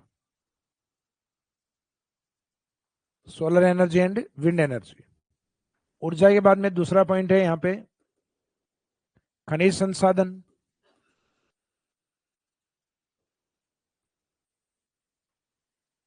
मिनरल्स रिसोर्सेज। तो मिनरल्स वाले पार्ट में मरुस्थल का जो भाग है यह पहले टेथिस सी का पार्ट था।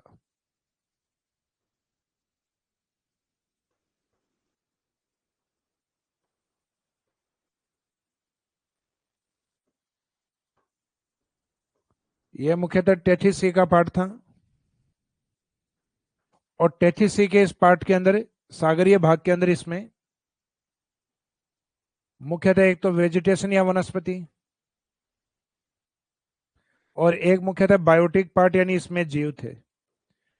तो धीरे धीरे जब जैसे टेथिस सागर में सेडिमेंट्स ने वनस्पति को कवर किया, तो ये वनस्पति आज वर्तमान में किसके रूप में प्राप्त हो रही है? कोयले के रूप में, अर्थात कोल के रूप में। उसके बाद में इसमें जो बायोटिक पार्ट या जो जीव हैं, तो जीवों का शरीर बना होता है हाइड्रोकार्बन का। तो हाइड्रोकार्बन का मीनिंग है वर्तमान में ये लिक्विडिक फॉर्म है। हाइड्रोकार्बन का लिक्विडिक फॉर्म होता है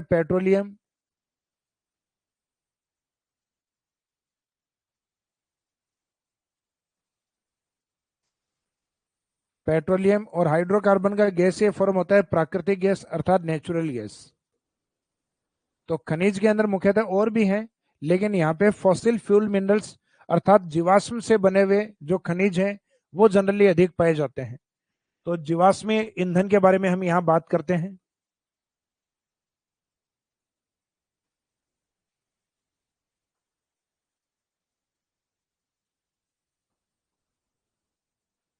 जीवाश्म ईंधन यानी जो कार्बनिक मिनरल्स होते हैं, जीवों के अंश से बने होते हैं।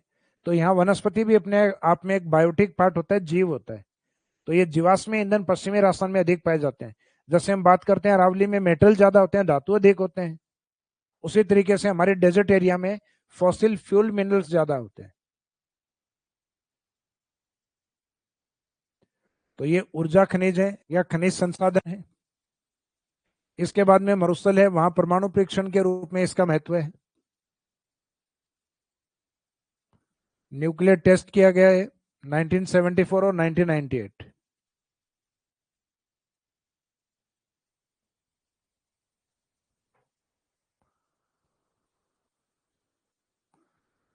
न्यूक्लियर टेस्ट,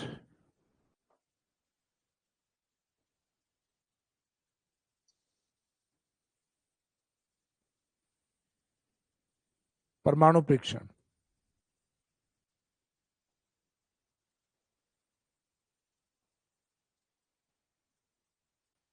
तो थार मरुस्थल को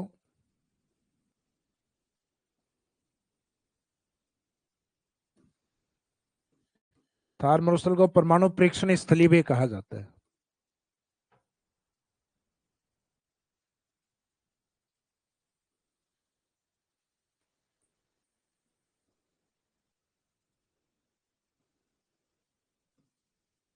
मरुस्थल को परमाणु परीक्षण स्थली भी कहा जाता है।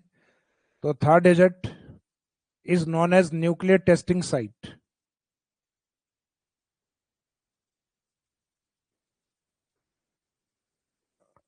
तो न्यूक्लियर टेस्टिंग साइट के रूप में ये एक तो 1974 1974 में इंदिरा गांधी जी के समय काम में लिया गया, और डेजर्ट दूसरी बार 1998 अटल बिहारी वाजपेयी जी के समय 1974 और 1998 के अंदर। फिर परमाणु परीक्षण के साथ इस डेजर्ट का एक इंपोर्टेंस सैन्य प्रशिक्षण के लिए भी है। जैसे अपनी आर्मी और आर्मी के अलावा जो एयर फोर्स है उनके बहुत सारे ऐसे प्रशिक्षण हैं जो कि ट्रेनिंग है, जो कि कई बार सैन्य युद्धाभ्यास जो रूस के साथ, अमेरिका के साथ, या फिर जो अपने निकटतम कुछ पड़ोसी राष्ट्र हैं उनके साथ में हम ये सैन्य अभ्यास करते हैं। तो इसमें थोड़ा सा आपको ये ध्यान रखना है कि सैन्य प्रशिक्षण के लिए यहाँ कुछ रेंज बनी हुई है। जिनको हम कहते हैं फील्ड फायरिंग रेंज। फील्ड का मीनिंग वो जगह है, फायरिंग उस जगह की जाती है टैंक के माध्यम से, लड़ाकू विमानों के माध्यम से। इस कारण वो फील्ड के साथ फायरिंग होती है वहां, इस कारण फील्ड फायरिंग रेंज। जिसमें एक चांदन है अपने जैसलमेर में, एक पोखरण है जैसलमेर में, एक महाजन है बीकानेर में।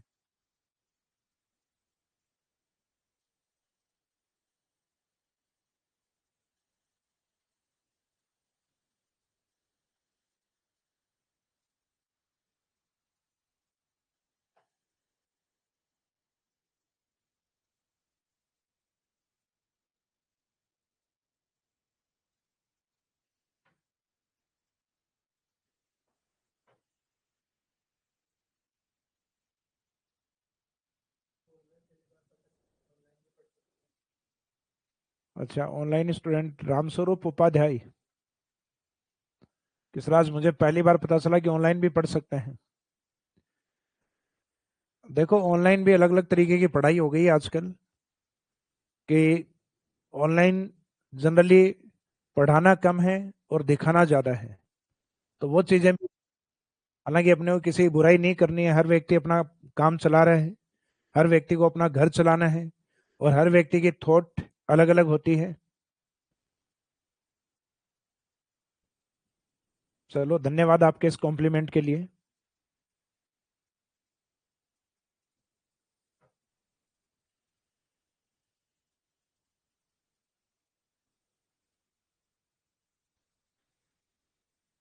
तो सैन्य प्रशिक्षण के रूप में क्या इंपॉर्टेंस है? तो सैन्य प्रशिक्षण किए जाते हैं यहाँ बार बार, यानी मिलिट्री ट्रेनिंग।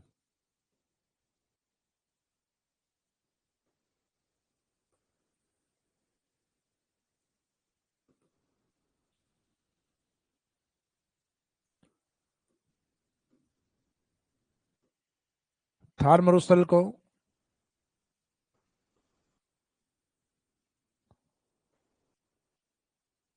सैन्य प्रशिक्षण स्थल कहा जाता है।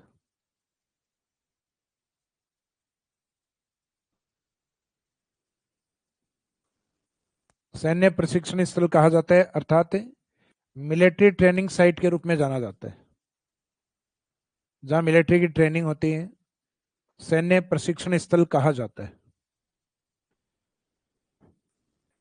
अब इसके कुछ एग्जाम्पल, जो कि जनरली आप न्यूज़पेपर में बार बार पढ़ते हो, हर 4-5 महीने में सुनने में आता है अपने। जैसे एक तो चांदन,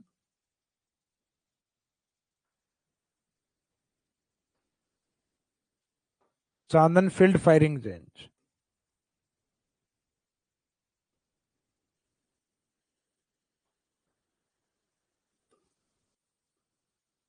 चांदन फील्ड फायरिंग रेंज ये जैसलमेर में है। जैसलमेर में एक और आती है पोखरण।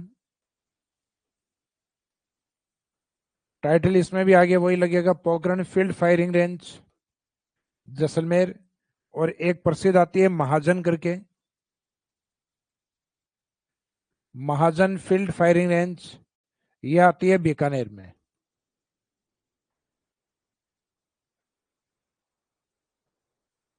ये बीकानेर में स्थित।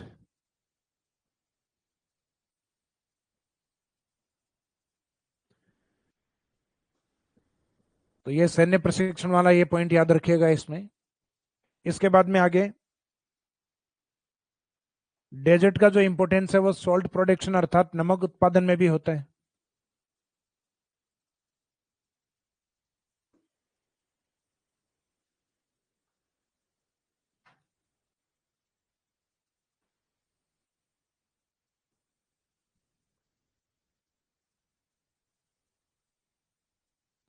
सॉल्ट प्रोडक्शन अर्थात नमक उत्पादन में भी इसका इंपॉर्टेंस है।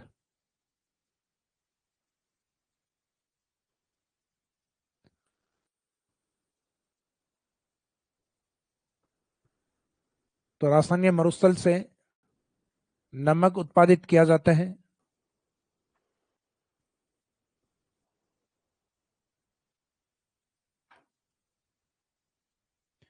अब आपसे ये पूछा जाए कि सॉल्ट प्रोडक्शन क्यों होता है, तो ये सामान्य सा क्वेश्चन है कि जो सॉल्ट प्रोडक्शन है उसमें दो बेस हो सकते हैं। या तो उस एरिया में एक ब्राइन वाटर लेक्स हो, खारे पानी की झील हो, या फिर हो सकता है कि वहां पे कोई महासागरीय भाग हो। तो राजस्थान के पश्चिम में वर्तमान में तो कोई महासागर नहीं है, लेकिन वहां ब्राइन वाटर लेक्स अर्थात खारे पानी की झील अधिक पाई जाती हैं, जो कि नागौरी उच्च भूमि के आसपास अधिक है। जैसे सांबर है जो जयपुर के टच में, डीडवाना है, कुचामन है, नावा है, डेगाना है। तो ये जो नागौर डीडवाना कुचामन एरिया है, यहाँ पे मुख्यतः अपने सेलाइन लैंड अधिक होने के कारण, यानी जो लवणीय भूमियां हैं और सेलाइन लेक्स हैं, लवणीय झीलें हैं, तो उनके कारण मुख्यतः इस क्षेत्र में नमक अधिक उत्पादित होता है। तो नमक अधिक उत्पादित होने के पीछे यहाँ जो कारण है वो महासागर नहीं होके मुख्यतः ब्राइन वाटर लेक्स हैं। तो मरुस्थल में नमक उत्पादन किया जाता है क्योंकि यहाँ खारे पानी की झील अधिक पाई जाती है, क्योंकि यहाँ खारे पानी की झील अधिक पाई जाती है।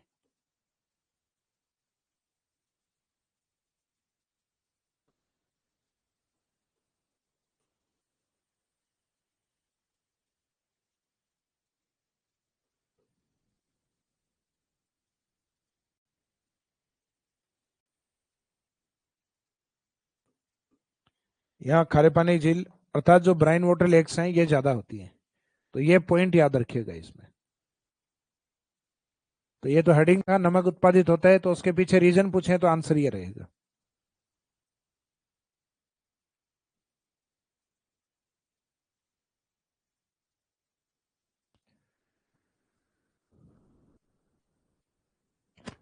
सर आरपीएससी के असिस्टेंट प्रोफेसर के फॉर्म रीओपन हुए हैं, तो क्या इस वजह से आरपीएससी की जो एग्जाम डेट है वो आगे बढ़ सकती है क्या? तो देखो एग्जाम डेट के लिए अभी कुछ कहा नहीं है, तो ये पॉसिबिलिटीज तो वैसे कम लगती हैं, क्योंकि एग्जाम का जो शेड्यूल है आगे भी बहुत सारा, आरपीएससी का जो एग्जाम्स के लिए काफी टाइट शेड्यूल दिया हुआ है, यानी गैप आगे बहुत कम जगह है। तो हो सकता है कि एग्जाम इसी टाइम ही करवाएं, तो आप ये बिल्कुल भी नहीं सोचेंगे एग्जाम आगे बढ़ेगा। अपने को तो यही मान के चलना है कि एग्जाम जो अपने को टाइम दिया गया है उसी टाइम में ही एग्जाम हो रहा है।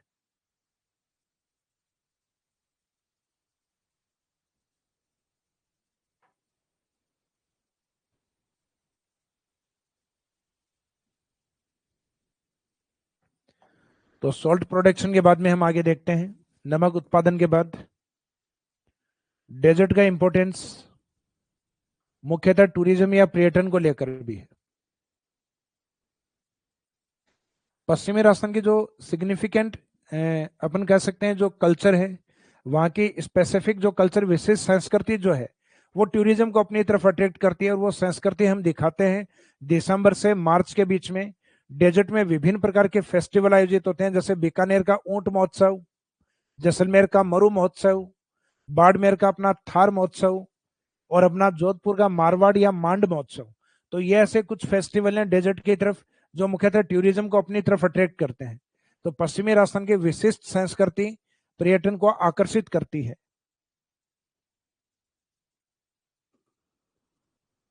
तो टूरिज्म में पश्चिमी राजस्थान की,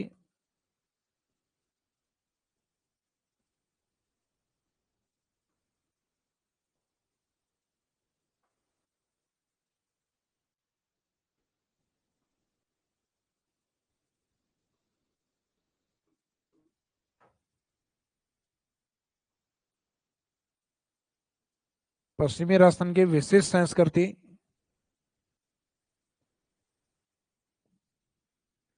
पर्यटन को आकर्षित करती है।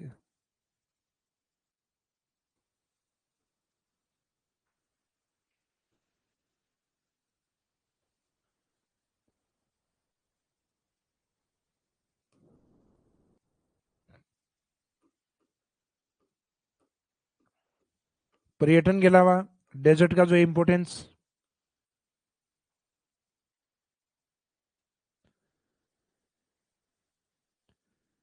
मुख्यतः बायोडायवर्सिटी या जैव विविधता को लेकर।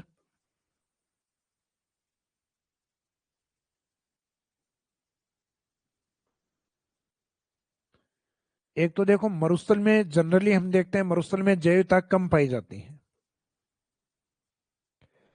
क्योंकि जब डेजर्ट है इसका मीनिंग उसमें वेजिटेशन कम है, वनस्पति कम है, और वनस्पति कम है तो वन्य जीव भी कम होंगे। तो इसको हम कहते हैं बायोडायवर्सिटी का कम होना। लेकिन राजस्थान का जो मरुस्थल है उसमें बहुत सारी कैनाल है, गंग नहर है, आईजीएनपी कैनाल है, राजीव गांधी सिंधु कैनाल है, नर्मदा कैनाल है। और उसके बावजूद हम देखें तो बारिश भी ठीक ठाक है। लूनी नदी जैसा एक इंपॉर्टेंट ड्रेनेज सिस्टम भी है पश्चिमी राजस्थान में। यहाँ तो मरुस्थल में देखें तो 60-70 साल में लगभग 3 बार बाढ़ आ चुकी है, जिसमें 21वीं शताब्दी की अभी तक की जो प्रसिद्ध बाढ़ रही है 2006 की बाढ़ में कवास की बाढ़। तो इसका मीनिंग ये हुआ कि राजस्थान का जो मरुस्थल है वो विश्व के अन्य मरुस्थलों की तुलना में सर्वाधिक जैव विविधता वाला है। लेकिन बाकी अपने चारों भौतिक प्रदेशों में तुलना करें, मरुस्थल में, अरावली में, मैदान में और हाड़ौती में, तो सामान्य सी बात है डेजर्ट में जैव विविधता कम पाई जाती है। तो यहाँ दो तरीके के स्टेटमेंट अपने को ये पता होने चाहिए कि एग्जाम में ये आता है कि मरुस्थल में जैव विविधता कम है, तो ये स्टेटमेंट सही है। लेकिन थार मरुस्थल में विश्व के अन्य मरुस्थलों की तुलना में जैव विविधता अधिक है, तब स्टेटमेंट सही होगा, क्योंकि विश्व के अन्य मरुस्थलों से तुलना की जा रही है, ना कि राजस्थान के भौतिक प्रदेशों से।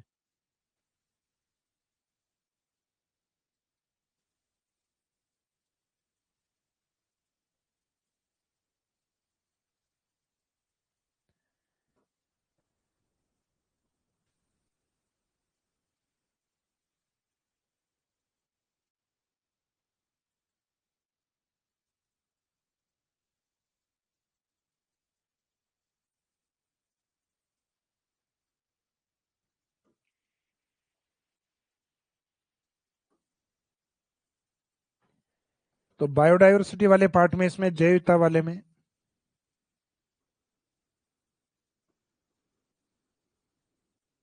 एक पॉइंट तो लिखना है अपने को, मरुस्थल में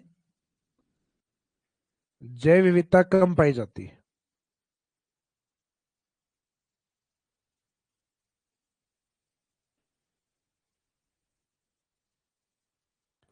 जैव विविधता कम पाई जाती है।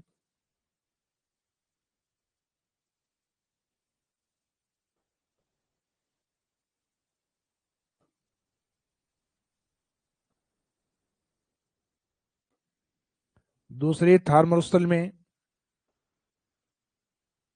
अब ये स्पेशल पॉइंट थार के लिए लिख रहे हैं अपन, थार मरुस्थल में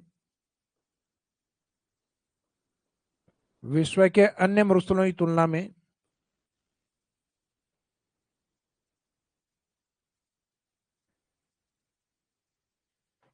विश्व के अन्य मरुस्थलों की तुलना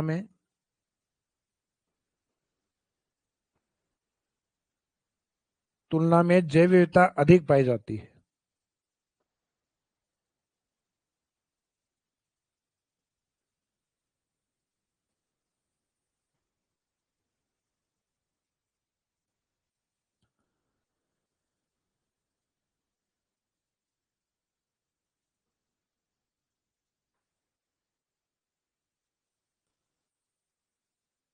इनमें जैव विविधता या बायोडायवर्सिटी क्या होती है, अधिक पाई जाती है। तो ये दोनों स्टेटमेंट क्लियर हैं आपके। एक तो राजस्थान के अन्य भौतिक प्रदेशों से तुलना करते हुए लिखा है, क्योंकि डेजर्ट में बायोडायवर्सिटी जनरली कम होती है, और यही तुलना अगर विश्व के अन्य मरुस्थलों से की जाए तो बाद में हमारे पास जैव विविधता अधिक है, क्योंकि कैनाल्स बहुत सारी हैं, वृक्षारोपण कार्यक्रम खूब सारे चलते हैं अपने डेजर्ट एरिया में। इस कारण यहाँ बायोडायवर्सिटी भी अन्य मरुस्थलों की तुलना में, अर्थात कह सकते हैं कि biodiversity is mostly found in Thar desert than other deserts of the world.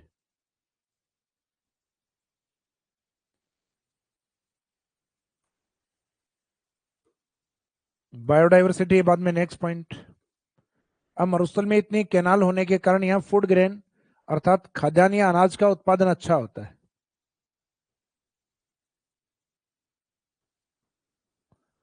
खाद्यान्न उत्पादन में अगर हम देखें राजस्थान के डेजर्ट में, तो मुख्यतः एक तो बाजरा डेजर्ट एरिया में यह अधिक होता है। एरिड कंडीशन में भी ये क्रॉप्स यानी शुष्क दशाओं में भी ये सर्वाइव कर सकती है, यानी कम पानी की आवश्यकता होती है इसलिए। फिर बाकी अधिक पानी के लिए घग्गर बेसिन और वहां पे कैनाल्स बनी हुई हैं, उस साइड में गेहूं भी उत्पादित होता है। सामान्यतः कहा जाता है एरिड एरिया के अंदर चावल उत्पादित नहीं होता, लेकिन हमारा डेजर्ट ऐसा है चावल भी उत्पादित करता है। अब इससे ज्यादा और क्या चाहिए डेजर्ट से। तो इसका मीनिंग है कि मरुस्थल के अंदर मुख्यतः जो फूड ग्रेन्स है उनका अच्छा उत्पादन है। यहां तक कि अपना मरुस्थलीय जिला गंगानगर, जिसको राजस्थान का अन्न भंडार कहा जाता है, अन्न भंडार यानी उसमें मुख्यतः जो अनाज वाली फसलें हैं, गेहूं, चावल और इनके साथ मुख्यतः बाजरा, ये अधिक उत्पादित होता है। तो इनको लेके, फूड ग्रेन्स को लेके इसका इंपॉर्टेंस है।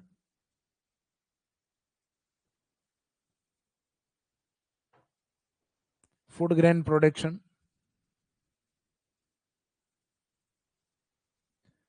जिसमें एक तो बाजरा याद रखना है, एक व्हीट और गेहूं। एक इस पॉइंट पे अपन नहीं सोच पाते चावल पे, लेकिन अपने यहाँ हनुमानगढ़ की और कैनाल्स के कारण, अच्छी सिंचाई के कारण, और घग्गर जैसे उपजाऊ मैदानी भाग, जो कि अपनी लास्ट वाली क्लास में बात हुई थी, लोमी एंड फर्टाइल सॉइल, चिकनी और उपजाऊ मिट्टी जो घग्गर बेसिन के, उनको काठी और बग्गी कहा जाता है।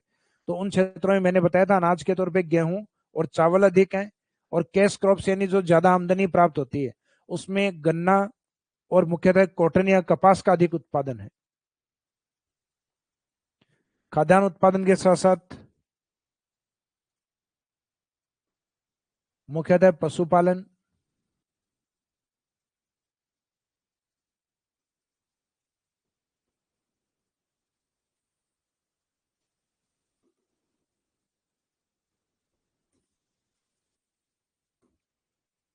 पशुपालन यानी एनिमल वेल्थ।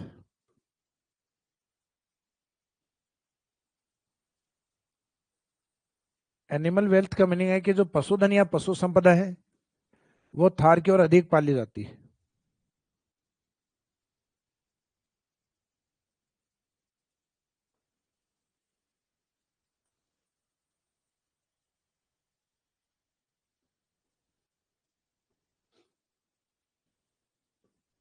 थार मरुस्थल में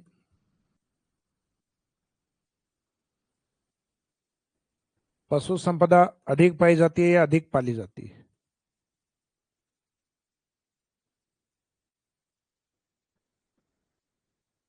कारण यह है कि राजस्थान के जो चारों फिजिकल डिवीजन है, उनसे कंपैरिजन करते हुए लाइन लिखी है हमने।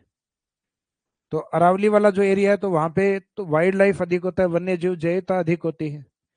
पूर्वी मैदानी भाग में मुख्यतः मेन सोर्स होता है एग्रीकल्चर या कृषि। और ये वाला जो हाड़ौती एरिया, यहाँ पे भी सिंचाई की सुविधाएं अधिक होने के कारण मुख्यतः ये भी एग्रीकल्चर या कृषि कार्य अधिक करता है। तो इसका मीनिंग है पूर्वी मैदानी भागों में कृषि अधिक होने के कारण पशुपालन की ओर ध्यान कम दिया जाता है। लेकिन पश्चिमी राजस्थान में मुख्यतः एग्रीकल्चर बहुत ज्यादा पॉसिबल नहीं है। तो उसके जनरली पीछे रीजन हम ये मानते हैं कि वहां पे वर्षा, अधिकांश एरिया ऐसा है जो सूखा है, एरिड डेजर्ट के रूप में है। इस कारण वहां पे डेजर्ट कंडीशन के कारण कृषि हर जगह पॉसिबल नहीं है। और कृषि में ये भी नहीं है कि आप अपने खेत के अंदर एग्रीकल्चर करने के बाद उसको पानी पिलाने के लिए दूसरी जगह उठा के लेके चले जाओ कि चलो जोधपुर चलते हैं। लेकिन पशुपालन में ये पॉसिबल है कि आप पशुओं को एक स्थान से दूसरे स्थान पर माइग्रेट कर सकते हो, 15, 20, 30, 40, 50, 100 किलोमीटर तक। सॉरी। तो इसके अंदर माइग्रेशन पशु संपदा में पॉसिबल है, या दूसरी जगह से चारा ला के आप पशुओं को डाल सकते हो। इस कारण राजस्थान में सर्वाधिक पशु वाले जो जिले होते हैं, पहले तो राजस्थान में ऐसा था कि चारों स्टार्टिंग के मैक्सिमम एनिमल वेल्थ अर्थात पशुधन के चारों जिले डेजर्ट के हुआ करते थे। लेकिन आजकल ये डेटा में स्टार्टिंग के दो जो सर्वाधिक पशु संख्या वाले जिले हैं, वो डेजर्ट के पास है, एक बाड़मेर और एक नंबर सेकंड जोधपुर। तो थार मरुस्थल में पशु संपदा अधिक पाली जाती है, अधिक पाई जाती है। जिसमें अगर रैंक वाइज हम देखें तो राजस्थान में सर्वाधिक पशु नंबर 1 पे बाड़मेर, जो कि डेजर्ट डिस्ट्रिक्ट है, और नंबर 2 पे है जोधपुर। तो ये भी डेजर्ट डिस्ट्रिक्ट।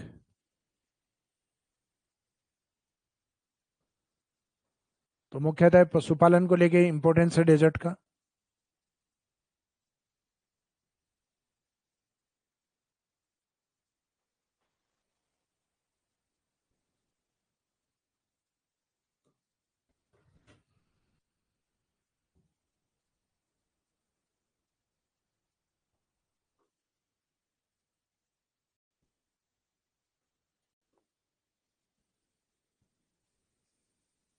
राजस्थान का जो डेजर्ट एरिया है, इसमें एक टाइम पीरियड में तापमान काफी अधिक बढ़ता है। जैसे हम देखते हैं मार्च से जून के बीच में हाईएस्ट टेम्परेचर होते हैं। मार्च से जून के बीच में हाईएस्ट टेम्परेचर अर्थात तापमान उच्चतम होते हैं। और जब ताप उच्च होता है तो वहां का वायुदाब कम होता है, और वायुदाब कम होता है तो समुद्र की ओर जहाँ पानी होता है, और पानी की प्रकृति होती है धीरे गर्म होना, तो वहां ताप कम होता है समुद्र की ओर, वहां एयर प्रेशर अधिक होता है। तो अधिक वायुदाब वाले क्षेत्र से यहाँ मुख्यतः हवाएं चलना स्टार्ट होती हैं, और हवाएं चलने के साथ राजस्थान में मानसून एक्टिव होता है। तो डेजर्ट का एक इम्पोर्टेंस जो मानसून है उसको भारत की ओर आकर्षित करना। मानसून उत्पत्ति में अर्थात मानसून ओरिजिन में भी इसका इम्पोर्टेंस माना जाता है। अगर अपने यहाँ इतनी तेज गर्मियां नहीं होती तो मानसून भी अपने टाइम से नहीं पहुंच पाता। जैसे ग्रामीण क्षेत्र के अंदर अनुभव के आधार पर अपने बूढ़े लोग बोलते हैं कई बार कि बढ़िया है गर्मियां तेज हों, तो हमने वो लगता है कि दादाजी बूढ़े हो गए ऐसी बातें करेंगे। लेकिन फिर धीरे धीरे ज्योग्राफी पढ़ते हैं तब समझ में आता है कि जब टेम्परेचर बढ़ता है, हालांकि उनको इतना नहीं पता कि तापमान बढ़ेगा और वायुदाब कम होगा, और फिर उच्च वायुदाब समुद्रों की ओर से निम्न वायुदाब राजस्थान की ओर हवाएं चलेंगे जिनको हम मानसून कहेंगे। तो सामान्य सी बात है कि डेजर्ट या मिट्टी वाला पार्ट जल्दी गर्म होता है, तो गर्म होने का मीनिंग टेम्परेचर बढ़ने का मीनिंग वायुदाब का कम होना। और लो प्रेशर जो होता है, लो एयर प्रेशर, वो समुद्र के हाई एयर प्रेशर को अपनी तरफ अट्रैक्ट करता है। और ये हवा का नियम भी होता है कि वो हाई एयर प्रेशर से लो एयर प्रेशर की ओर बहती है। तो अपना जो डेजर्ट वाला जो पार्ट था, अर्थात मरुस्थल वाला जो हिस्सा था, पहला फिजिकल डिवीजन, जिसको हमने नाम दिया था नॉर्थ वेस्ट डेजर्ट, उत्तरी पश्चिमी मरुस्थल, नॉर्थ वेस्ट डेजर्ट। तो ये नॉर्थ वेस्ट डेजर्ट अपना कंप्लीट हो गया है। इसके दोनों भाग जो हम लास्ट वाली क्लासेज में वैसे लगभग कंप्लीट कर चुके थे, ये शुष्क और अर्ध शुष्क, एरिड और सेमी एरिड। और आज इस मरुस्थल से रिलेवेंट जो इंपॉर्टेंस या महत्व है, उन महत्वों को भी अपन ने कंप्लीट कर लिया है कि इसके डेजर्ट के इंपॉर्टेंस क्या है। महत्व या मरुस्थल से संबंधित अन्य महत्वपूर्ण बिंदु, महत्व और महत्वपूर्ण बिंदु, तो ये लास्ट में हमने कवर किया इसमें other important facts and importance. तो डेजर्ट से रिलेवेंट इस टॉपिक में किसी को समस्या है मरुस्थल से संबंधित, तो आप अपनी तरफ से एक बार कमेंट कर दीजिए। उसके बाद हम सेकंड पार्ट अर्थात दूसरा जो भौतिक प्रदेश है अर्थात अरावली वाला पार्ट वो स्टार्ट करेंगे।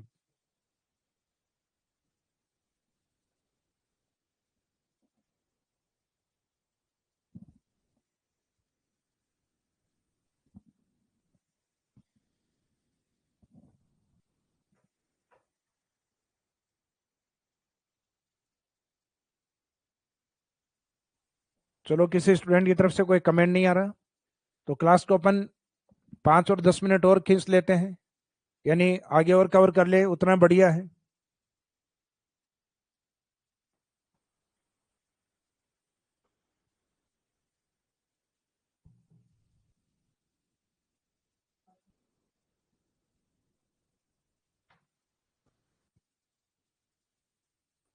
तो सेकंड जो अपना फिजिकल डिवीजन है वो है अरावली। दूसरा भौतिक प्रदेश है अरावली माउंटेन, अरावली पर्वतमाला।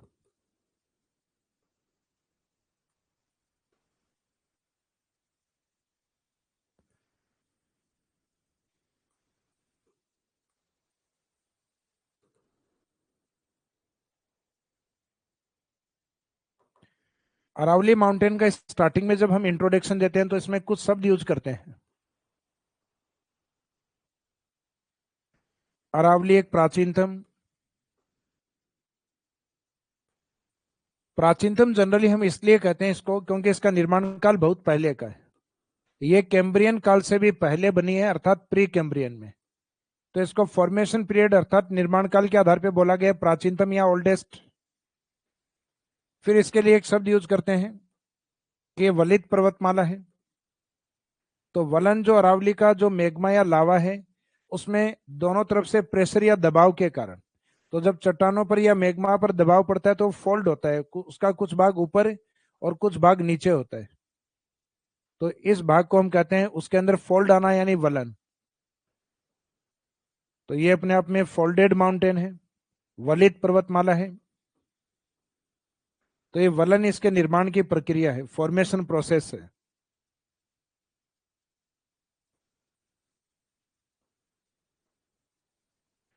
प्रेजेंट में ये अपने आप में एक अवशिष्ट पर्वतमाला है।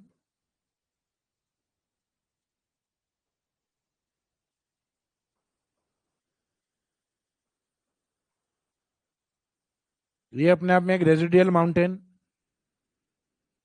तो ये इसको प्रेजेंट स्टेटस के आधार पे कहा जाता है, वर्तमान आधार पर माना जाता है। तो एट प्रेजेंट हम इसको क्या मान सकते हैं, वर्तमान आधार पे अवशेष पर्वतमाला। तो एग्जाम में आप कई बार देखते हो आपको इन कंडीशन में बाउंड किया जाता है। ये आगे वाली जो कंडीशन है कि अकॉर्डिंग टू फॉर्मेशन पीरियड, निर्माण काल के आधार पर अरावली पर्वतमाला को कैसा माना गया है, तो आंसर रहता है प्राचीनतम, ओल्डेस्ट माना गया है। निर्माण की प्रक्रिया के आधार पे यानी फॉर्मेशन प्रोसेस कैसा रहा है, तो चट्टानों के बीच में प्रेशर लगने के कारण इसकी चट्टानें फोल्डेड रूप में है, यानी अपनति और अभिनति के रूप में। जैसे हिमालय भी एक वलित पर्वतमाला है, विश्व के मोस्टली माउंटेन्स आप देखते हो वलित पर्वतमाला है। तो ये इसका प्रोसेस है। लेकिन हिमालय एक प्राचीन नहीं होकर नवीन वलित पर्वतमाला है, जबकि अरावली प्राचीनतम वलित पर्वतमाला। तो पर्वतमालाएं प्राचीन होती हैं। जैसे कहा जाता है कि अरावली के निर्माण के समय इसकी हाइट बहुत ज्यादा थी, एक अनुमान के तौर पे लगभग कहा जाता है 2700 मीटर। और आज वर्तमान की जो अरावली है उसकी हाइट है 930 मीटर। तो जो मेन अरावली थी 2700 और आज वर्तमान की 930 मीटर। तो 930 मीटर 2700 का लगभग 1/3 पार्ट बचा है। इसका मीनिंग लगभग 66% अरावली का इरोजन अपर्दन हो चुका है। तो 66% अरावली का अपर्दन हो चुका है, तो इसका मीनिंग एक छोटा हिस्सा बचा है अरावली का। तो इस बचे हुए हिस्से को हम कहेंगे अवशिष्ट। तो गलती से इसको अपशिष्ट नहीं कहते हैं। अपशिष्ट का मीनिंग होता है वेस्टेज या कचरा। तो अरावली हमारे लिए कचरा नहीं है, राजस्थान का सबसे प्रीसियस पार्ट, सबसे कीमती भाग है हमारे लिए। जहां वन है, वन्य जीव अर्थात बायोडाइवर्सिटी सर्वाधिक है, जहां मेटल्स धात्विक खनिज हैं, जहां से नदियों का ओरिजिन उद्गम सर्वाधिक होता है राजस्थान में, जहां पे झीलों की संख्या सर्वाधिक है, और जिस एरिया में टूरिज्म सबसे ज्यादा अट्रैक्ट होता है। तो इसका मीनिंग अरावली का अपना एक अलग इंपॉर्टेंस है राजस्थान के लिए। तो ये अपशिष्ट नहीं होके अवशिष्ट है, अवशिष्ट यानी अवशेष के रूप में। तो इसमें दोनों तीनों शब्द एग्जाम में यूज होते हैं। अब प्राचीन के आधार पर इसकी तुलना की जाती है यूएसए की एक माउंटेन है, अपलेशियन माउंटेन से।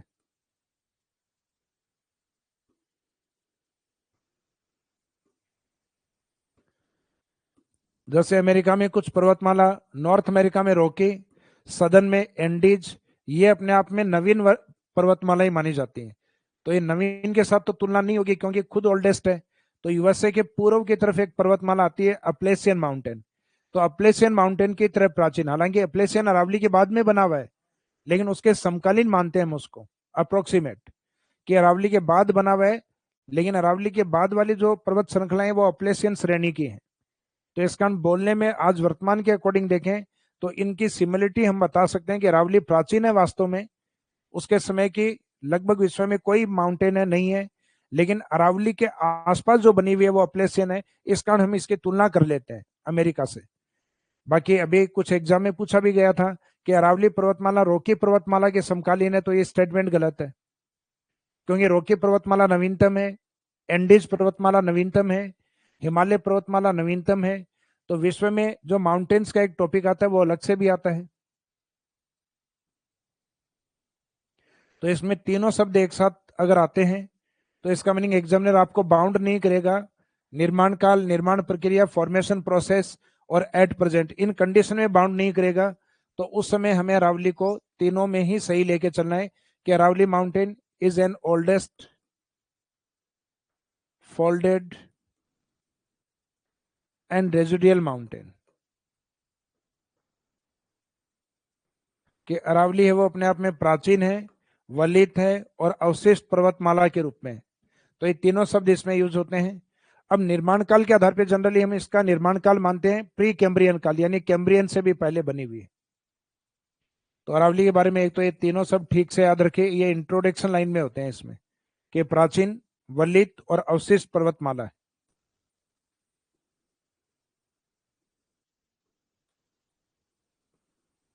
जिसका निर्माण काल प्री कैम्ब्रियन काल।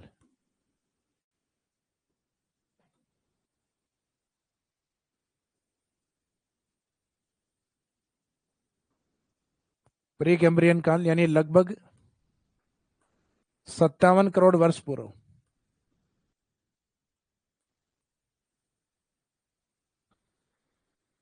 बिफोर 57 करोड़ ईयर्स, तो 57 करोड़ वर्ष पूर्व। और अगर मिलियन में बोलो तो 10 से गुणा कर लेना इसमें, तो 10 से गुणा करोगे तो आ जाएगा ये 570 मिलियन ईयर्स पहले, तो करोड़ में रहेगा ये।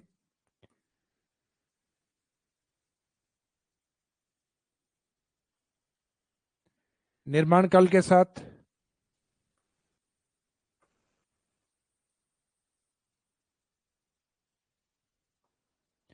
अरावली पर्वतमाला है, इसका अपना एक विस्तार है।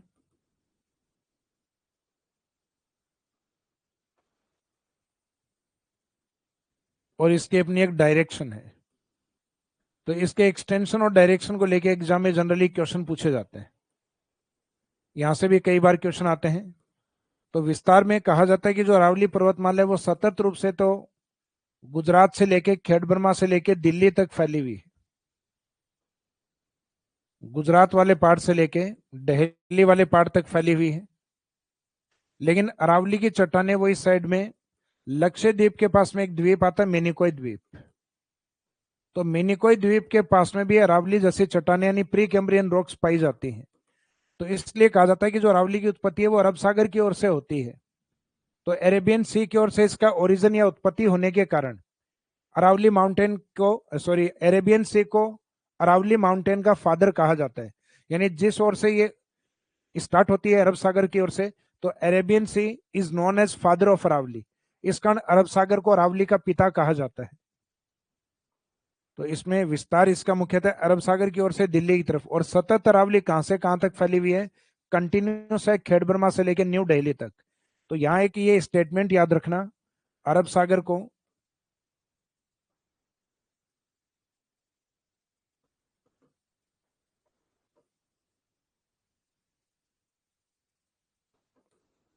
अरावली का फादर या पिता कहा जाता है।